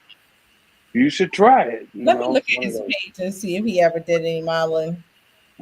J-Dub, you got anything on this, on Mark Anthony and Mercedes to conclude? And his acting or modeling career? No, that's PO diving deep, with the possibilities of Mark Anthony's career. He said he's gonna be a pilot. I'm gonna stick with that. I don't want to go into the modeling. Oh, he's in that. Okay. Yeah. Okay, he might be on a Delta commercial. I'm sorry. But he also said, didn't he say he was like in medical and then didn't know a medical term or something? Like he ain't know what lab tech. Crohn's, yeah. Mm-hmm. Yeah, lab tech. What you got, Tyrone? Nothing. You ain't got nothing for me. Nothing. I just wanted to be like gushing over a couple by now. Like, oh. Yeah, I think me too. No PO, no modeling. I don't see it in his future. Oh. Mark Anthony, my brother, if you watching, find an agent. If you need an agent, I know one, so call me or, IG me or whatever. Eyeglasses, I don't know. Who he modeling for? Gucci, Versace, who knows? Versace. I don't want to see him in that. I want to see them other guys. So moving forward, anybody have any last remarks for Mercedes and Mark Anthony and their situationship? Okay, here we go. So the ladies are meeting the ladies are meeting in the ladies' lounge. Tommy tells the ladies that he has some news, and he explains to them that Blake has removed himself from the process. Jeffrey states that, it was to be expected. It was a compound. The ladies express their strongest and weakest connections. Morgan gets emotional again while talking about her connection and red flags with Lyndon and with Tony. She speaks passionately about Lyndon, but states that the heart wants what the heart wants. She is going to go on a date with Lyndon, and she has the power to either keep him or eliminate him. So she is going to find out, if he is worth staying, and he has to show her why he should stay. So let me just go ahead and read this. Morgan meets Lyndon. She tells Lyndon that the things that she wants out of a man, and asks Lyndon, do you think that that you are the man like that I need in my life? And he's like, no. She says that he doesn't know her enough, he says that he doesn't know her enough to promise her a marriage, a baby, and all this stuff. He was like, I didn't come into this thinking like I was going to be married in 2 years. So he says the answer is no, and he is eliminated, and they do share a kiss goodbye. This is the part I was waiting on. So, I'll say this. I love Lyndon's emotional awareness in this moment, because he knows I'm not built for this life. I'm probably not the best, person based off of what you described that you're looking for.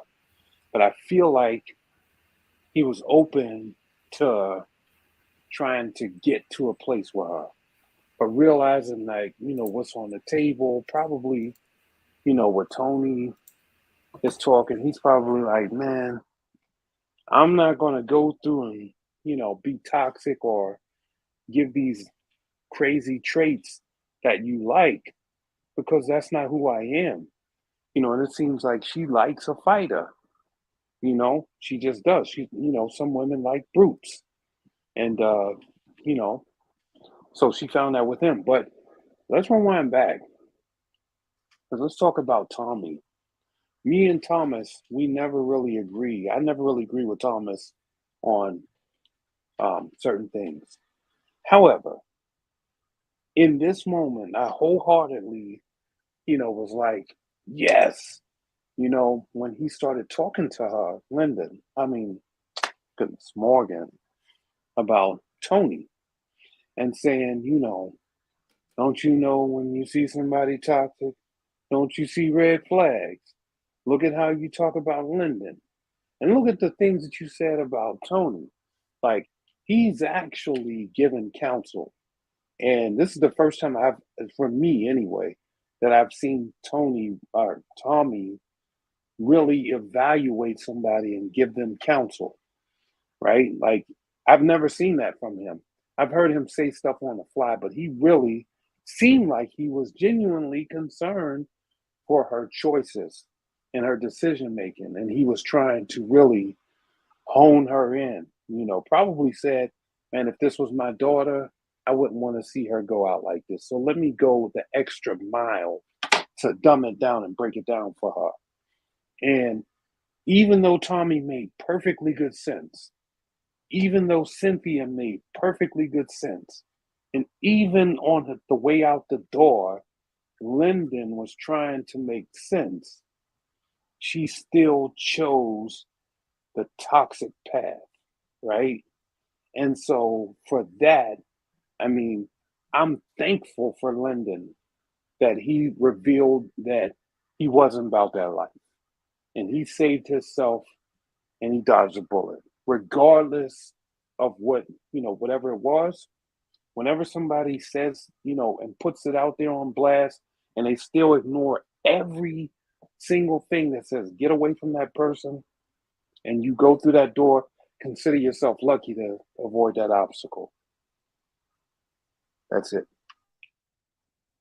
Ooh. Okay, I'm gonna jump in there. Shout out to D Brown for the super chat. Um, yeah, I'm glad that Morgan put low energy Lyndon out of his misery. At this point, I'm thinking I'm thinking Lyndon was just hanging around to see what was gonna happen after he gave Morgan some drinks at the bar. I'm still thinking he was with it. He's not there for love for anyone. Like I said, he's got his roommate. He's not looking to get married. He's working his part-time job and all that. He was just there. He just rode the wave because this isn't the first time somebody called him out again about his lack of energy or attentiveness or follow through. So I'm just glad to see him go. To me, he was just skating by. To me, I think like people like Lyndon, it's on this show, it's a waste of time. You are supposed to be there intentional about finding love. And I don't think he was ever that way. He was just going through the motion, having fun at the parties, getting the free food and drink. So rest in peace, Lyndon. Hold on, J-Dub, let me ask you a You question. just say rest in peace. I was like, wait a minute, who died? I'm tired, so I'm delusional. J-Dub, man, what do you Talk to think me. though about how do you feel about what Tommy was saying about Morgan? I'm still go to my famous slogan. Only you know when you've had enough.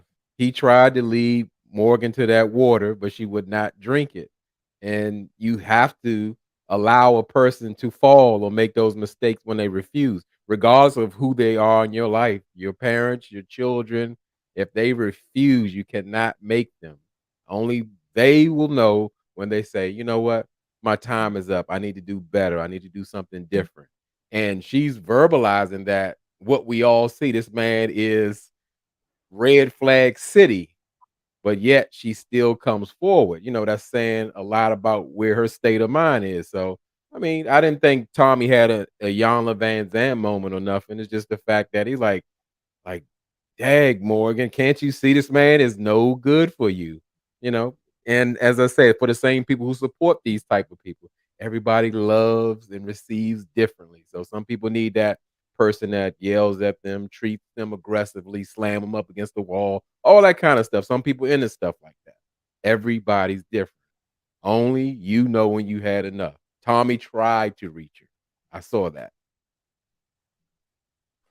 Yeah, and realistically, that was the most authentic that I've ever seen Tommy be in the ladies' lounge in terms of, you know, trying to really you know, put the comedian aside and really offer some true context to you know, the dating and, you know, kind of just figuring stuff out. And you know, when a man gives it to you from a man's perspective, you know, you have to sort of take that and be like, yo, okay, this is coming from a man, like telling me this, who has no stake in the game at all. You know. Well, that's like trying to tell somebody blind to see, just see, or somebody who doesn't know how to swim, swim. You know, she can't. She's that's her guy. He's talking love and marriage, and he's a provider and a protector and all of that. But you know, he doesn't hold her emotional state. I mean, in any kind of way, he disregards her. But as long as he's talking all those things that she wants to hear, and especially marriage and family, you know, her clock is ticking, and she's found that guy, that stable guy, or so she thinks.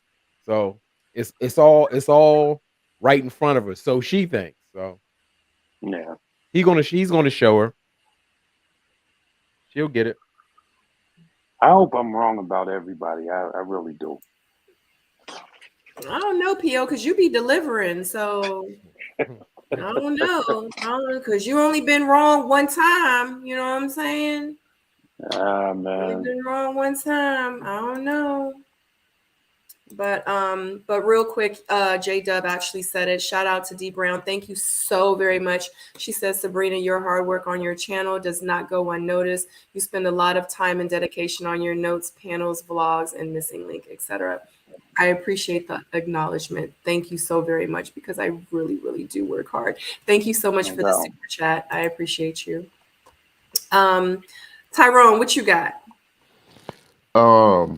I don't know. Paul's been awfully, you know, emotional and empathetic about the whole Morgan thing. It must be that girl dad coming out of you.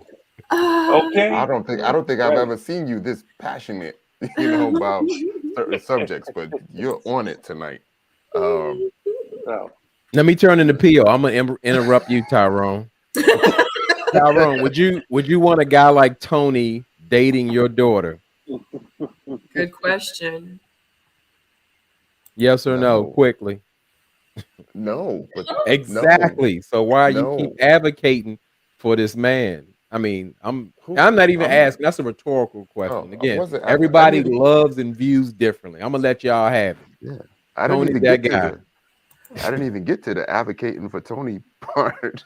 Oh no, you just rewind the chat. It's in there. Oh no. The people know. The people know. It's because I see it differently because of how it all came out. Do you know what I mean? Because of how it all came out, I see it differently. I guess for this date, I guess I could say. Video perspective? You mean from like a video or what? No, I mean from like from a guy's perspective, in the way that me and my guys move, we would never do what Lyndon did. Like we don't talk that way. We wouldn't act that way. Like we wouldn't even talk about another man, honestly. You know what I mean? Especially say something negative. I was talking about Never. Tony. No, I understand. I think they was asking me. You was asking me, right, Stacey? I was asking for you, you to clarify what you meant from how you see things. Yeah, I was saying because my set of guys would never speak negatively on other men, and because it came out that way, I viewed everything differently. But did you not view him differently? Because I viewed him being Tony, because I couldn't see you, Ty, knowing what I know of you. I couldn't see you speaking on your intimate exchanges with a woman in an open forum like Tony did as well. I wouldn't, but I didn't. How do I say it without it sounding bad? I took it as this is the only way to make it clear to Lyndon that you keep trying me, and I need a way for him to. He needed a way for Lyndon to understand that he's going to lose because everything else didn't seem to be clear. Well, Lyndon didn't break the guy code until after Tony said how many times he was kissing in the mouth and all that. He didn't break the guy code till then. So I feel like he said it out of defense of Morgan. Okay. I was going to get to that. So I wanted to know, why would he say it, right? Because we were saying you break code because you either, you care about a friend or your sister or something, right? You don't try to bring down a guy just to win the girl. Do you know what I mean? You're supposed to, I guess, try to win on your own merit. Like you're a better man. He won, right? So when we got to this date, first, I was happy that he finally got a kiss from somebody. But then when he said that he wasn't the one for her, it was very frustrating because it made me think, why is he going through all of that, right? Is he going through all of that because he cares and wants to be a true friend? And then if that's the case, then in my opinion, I feel like you should stay with that and stick with that and still don't go for the kiss afterwards. Do you know what I mean? Because it makes me feel like if she would have changed her mind, he would still date her. I also feel like if it was Mercedes that was talking about being married 2.5 years from now, he would give it some consideration, So I don't necessarily buy the whole I'm not ready to be married in 2 years thing. Those are just my quick thoughts, man. I don't want to go on and on about it, I thought we were talking about Tony. I'm not talking about Tony. You were bringing up Tony. Talking about practice? We ain't talking about a game. We're talking about practice. Oh, yeah, I wasn't. We ain't talking about a game. Yeah. Did I answer all the questions? No. What was the question that I missed? Let's give it to Sabrina. Let's see where she wants to take it. Mm-hmm. The original question I heard about Tony is, would I let my daughter date a guy like Tony? And I said no. Mm-hmm. Mm-hmm.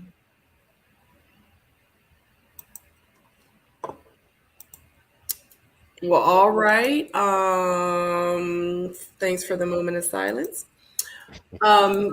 So does anybody have anything else to say about Lyndon's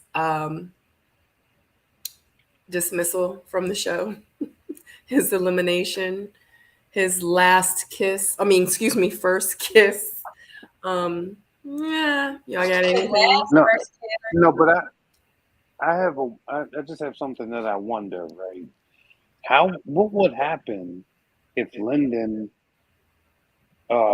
said, yeah, I want to be here. Yeah, I want to be with you. And then Morgan, said, oh, okay.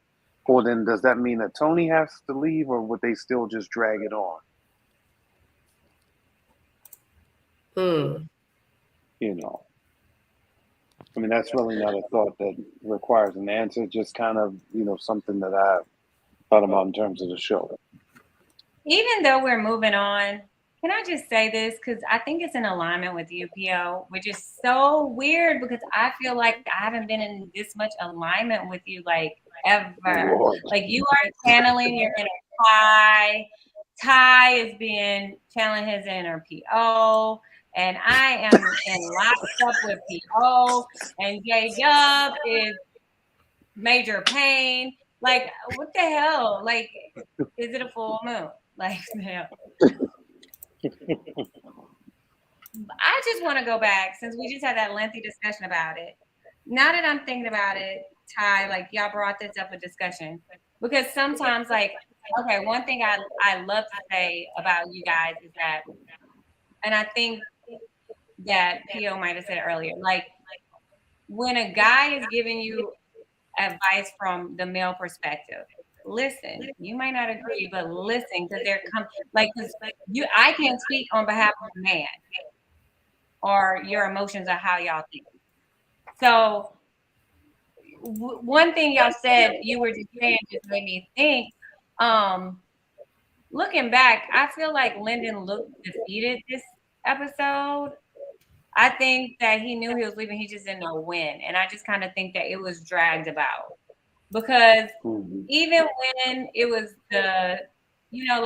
even when they're having this argument at the table, it's not, listen, I care about you. I want to be with you. You need to choose one of. He never held her feet to the fire to choose. He just continually said that Tony wasn't good for her. He wasn't the best for her. And that's like kind of where he stood this entire episode. So it's leading me to believe that Lyndon was either he knew his time was up or he was just exhausted from constantly like this fight over this woman. What do y'all think about that? Yeah, I feel like his emotional awareness was definitely there this episode. I also feel like, Lyndon understood that how much engulfed she was with Tony. And he knew that, Tony had the upper hand in terms of, vying for Morgan's attention and, her honor and all that other good stuff. And I feel like he was saying, look, I get it. You're into this man and there's nothing I can do about it. But there are things that you should know about this man going forward. And when you're giving that information from a perspective where you come to the table with clean hands, right? Like you don't have any ill will, assigned to this particular person. You still, even though you're leaving, you still want to see the best for that person, even if it's not with you. You're trying to help her navigate that, without, it's like words without words. Yo, I'm hearing what's happening, behind closed doors. I won't say that because maybe I broke code already with that other stuff. But if you knew what I knew, which is way worse, you probably would, you probably be out. And he was saying that in a respect where he wasn't putting it out there, front facing, but kind of his energy, the way that he was, delivering it to her, it was almost as if he was saying, you don't know what you don't know. Stacey, I think that's an excellent point you brought up. More so about Lyndon not making his intentions known with Morgan. I mean, and that could be applied to most of the guys. Some people handle their emotions differently, but especially volunteering for this show, like if you're feeling something, you have a short amount of time to make it known. So why not make it known? That's the grown way to do it. Communicate. However you got to do it. Get your message across.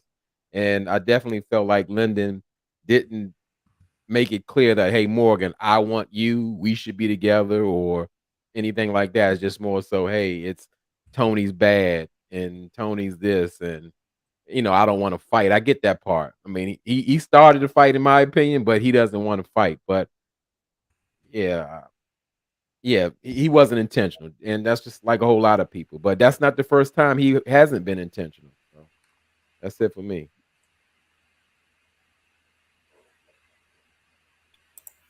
Next. Stacy, say it one more time. I want to make sure I don't miss it. What you want me to say though? The last question you just asked. Like 5 minutes ago. Do you feel like Lyndon was like just exhausted from the process, or do you feel like he knew he was like he had already conceded, like he had given up and he was just going through the motions of being a good friend? I mean, it was kind of hard to tell because from the beginning, I've always said that his dating journey was kind of lazy, in my opinion.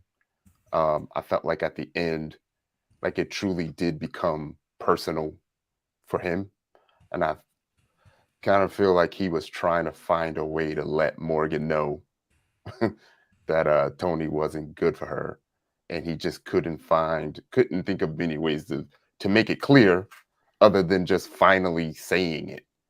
And when that didn't work, I felt it was easier for him to say, no, I'm not the guy for you.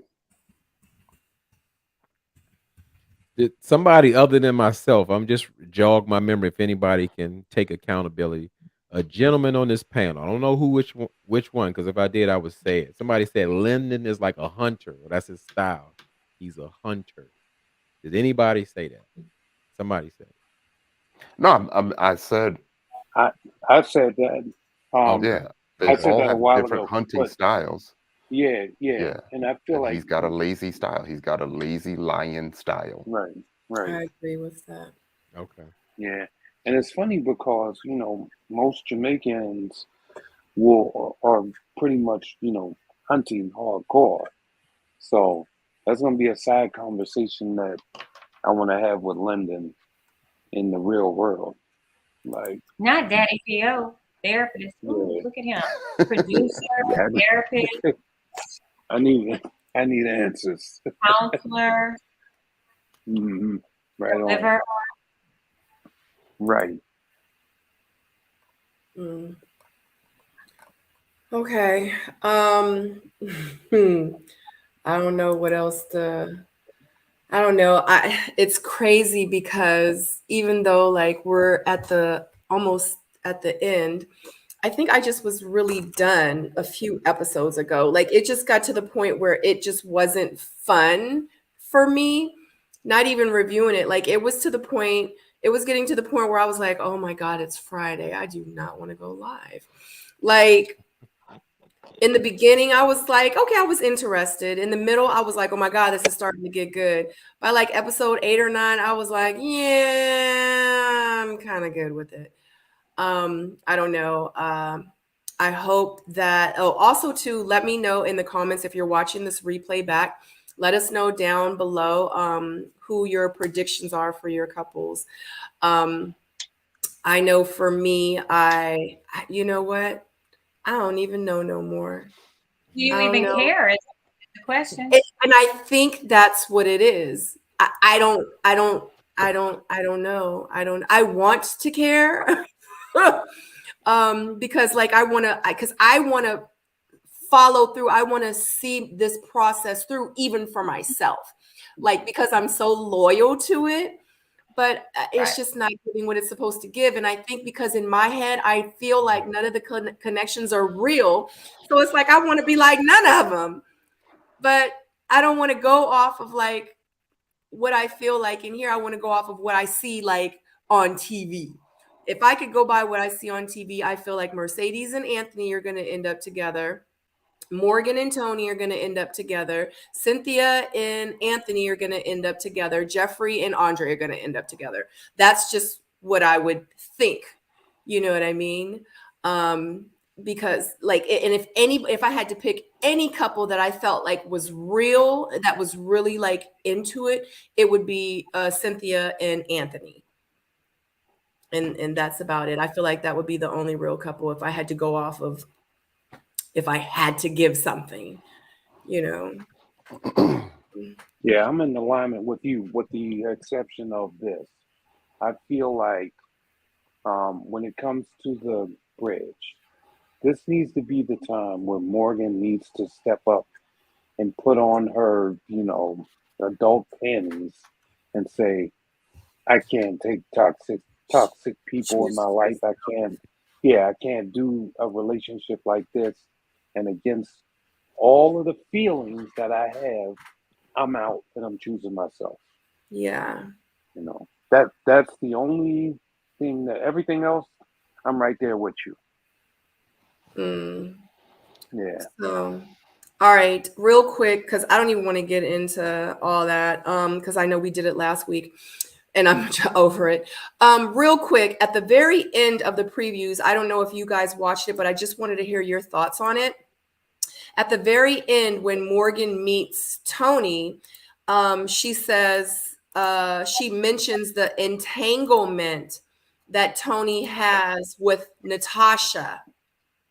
And I know when I was live on Friday, and if you guys did not catch that live, make sure you go back to my live reaction watch party. I do it every Fridays when the show is actually on.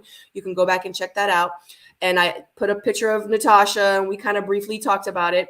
But do y'all know anything about, like, did I miss something during the season when Natasha and Tony had something going on, like in the very beginning? Because I wasn't really that invested in the beginning. So did I miss something? Well, no, you didn't. No, you didn't miss anything. But you know how it goes at a typical mixer, where you're going around. You come into the mixer, and most of the guys, anytime we talk to people, we're getting the numbers. I think because she was the first one to go, right? Yes. Yeah.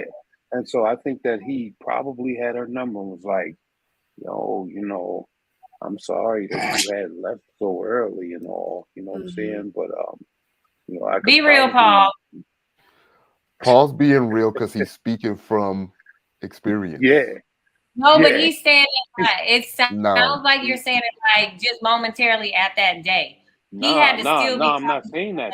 I'm not saying that. I think I'm saying, Paul's speaking as someone who kept in touch with someone that got eliminated on day one. Yeah, and it's like, yo, I could probably, see what's up, like, and he probably checked in and kept checking, and then got out of the process for a minute, only to jump back in it, and then all hell blew up.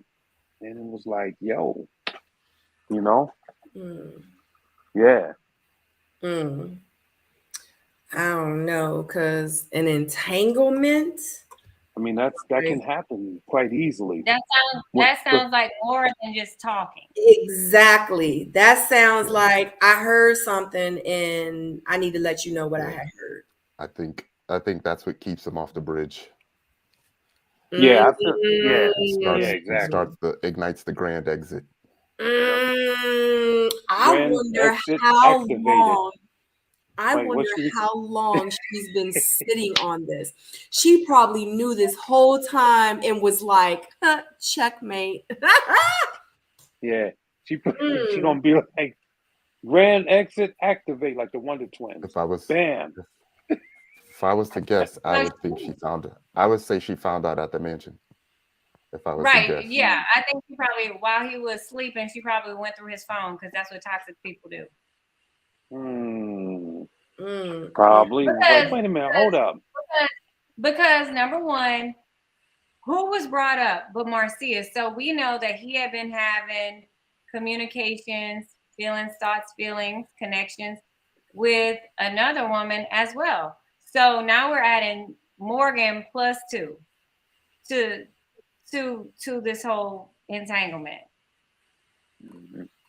And Morgan, one thing we've seen about her is that she is a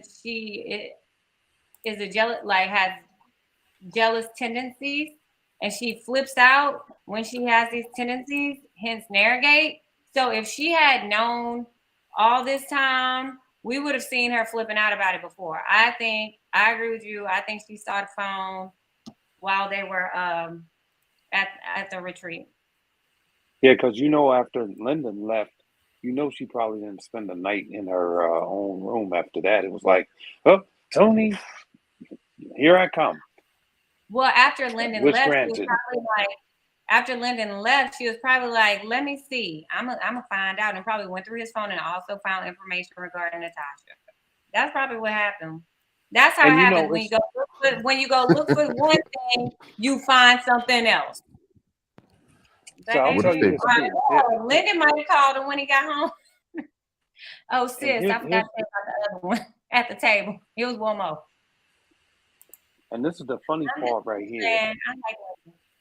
The funny part is a lot of people think that, you know, when they say you ready, you know, you're not ready or whatever, and you want to retreat, you know, that you still be hanging around, lingering or whatever.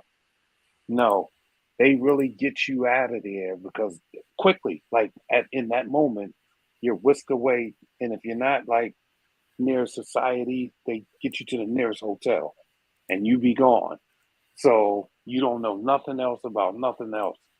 And once that happens, people feel comfortable about letting it all out. Didn't they say Tina was upstairs on your episode of the Except retreat? for that. Except, yeah, I wanted to bring that up, definitely. Tell me she was gone. She upstairs. Hold on, P.O. Let me hit this one. But I want to hit a quick thought.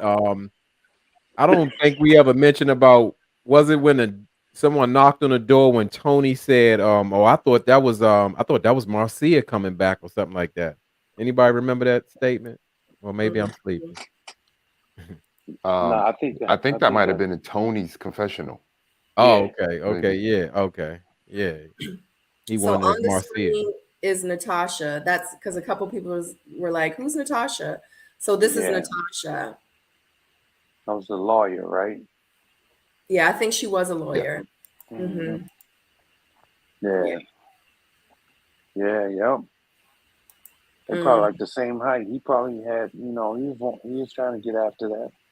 Oh, so FYI, I found out that, I mean, I'm not saying that Tony is tall, and I'm just saying we might have been a little off because I found out that Morgan is tall. Morgan is not short. Morgan how is tall is Morgan? She's like 5'8". Really? Right. That's what I said too. I was like, really? Yeah. So he's got to be like 5'7" then. What? He's taller than her. He's got her by at least like a couple inches. Really? They look like they're about the same height. I showed a picture. I can't remember where it was. Maybe it was last episode, but I showed a picture where they were literally standing side by side. Like you could tell it was a real picture. They were standing side by side. It was another picture where it looked like they were the same height, but in the picture you could clearly see that he was taller than her. I don't remember where it is though. Oh, so Tony is like, he probably got to be like 5'9". But I mean, I'm thinking he's probably like 6 foot. I know 6 feet. No, he's got shorter limbs, so I don't think I think arms are short for a 6 foot man. I thought J-Dub was short until I saw him in the real world. I was like, oh, okay, yeah, he's up there. You know what I mean? J-Dub, you like 6'4", 6'3", 6'4"? Like 6'2.5". Okay, yeah. So he's like 6'3". Yeah, J-Dub is up there. I thought he was short in the real world. He's like 6'2", and you're gonna say 6'3". See how men do? He said 6'2.5" and 6'3". Yeah, that's like 6'3". Yeah, a half an inch. Right. But you said like J-Dub 6'2.5". And J-Dub is Diesel too. I don't have time for y'all, man. Y'all toxic. Yeah. You toxic men. Men who lie about their height are toxic. Well, I'm over 6 feet. How about that? Right. That's a guaranteed fact. Yeah, J-Dub is Diesel too. He looked like he'd be over there eating nails and bricks. Oh, wow. Yeah. All right. So we are going to conclude this episode of Ready to Love, episode number 11. I appreciate everyone being here. Thank you so very much. Shout out to my panelists. I want them to go around the room, if you guys don't mind. Let everybody know who you are, where you're from, and all your socials and where they can reach you. It's been fun. Tyrone from Ready to Love DC. You can catch me at Ty Wilson 21. I know I haven't been putting out content, but I got my last piece of equipment in today. It is a drone, so there's a high possibility that I might even post something tomorrow using this drone. Yay. All right, it's J-Dub. YouTube world, it's your boy J-Dub, the #1 commenter. I'm just glad I could make this live. It was a stretch, but I'm here, and yeah, I want y'all to forget about me. You can find me on YouTube on It's J-Dub doing reality reviews on pretty much any and everything when I got the time. So I appreciate everybody. P.O. Yeah, shout out to J-Dub, by the way, man, because it's not a true panel unless I get his negative energy every once in a while. So I really appreciate that. You know, I got him to my right and Stacey B to my left. So, you know, it's the dual crunch, you know, so I love it. But it's PO, 100 sightings on IG. You know, that's what I do. That's where I live. And if you want tracks, never mind. Stacey B. Stacey B. I mean, you know, I keep it simple. I'm just Stacey B on Instagram, Stacey_B. All right, guys. And just to let you know, shout out to Another Round. Another Round is one of my moderators, and she is also part of the Seoul Mate community. And of course, if you guys are in the chat, you see the links that we are putting down below. You can actually click on the links and go right to the panelist page. She just also put up Sharice's Instagram. Sharice had to leave us. So shout out to Another Round. You can find Another Round on her channel, which is Another Round. You can also follow her on Instagram as Another Round. And shout out to Kojo for making a special appearance in the chat. And you can also find Another Round because she actually reviews shows as well. And she reviews them over on Kojo's channel, which is Little Black Book 91. Shout out to Ages and Stages, Simone and Rashid. They actually just interviewed Blake. And if you want to catch that interview out, it was dope. I watched it. It really made me look at Blake in a whole nother light. I'm going to have Jonique here on Wednesday for The Missing Link. I'm going to have Wendell Moss here on The Missing Link on Thursday. And just to let everybody know, Blake is doing interviews because he will be here next week along with Blue from Ready to Love Miami. So both of them from Ready to Love Miami will be here interviewing with me on The Missing Link next week. I will see you guys on Friday for episode number 12. I'm excited to get this thing rolling because I am ready for the reunion. Anyway, don't forget to click that thumbs up on the way out. If you have not subscribed, I would love for you to subscribe. You can follow me on all my social media platforms at Miss Sabrina Soul. And other than that, love you guys.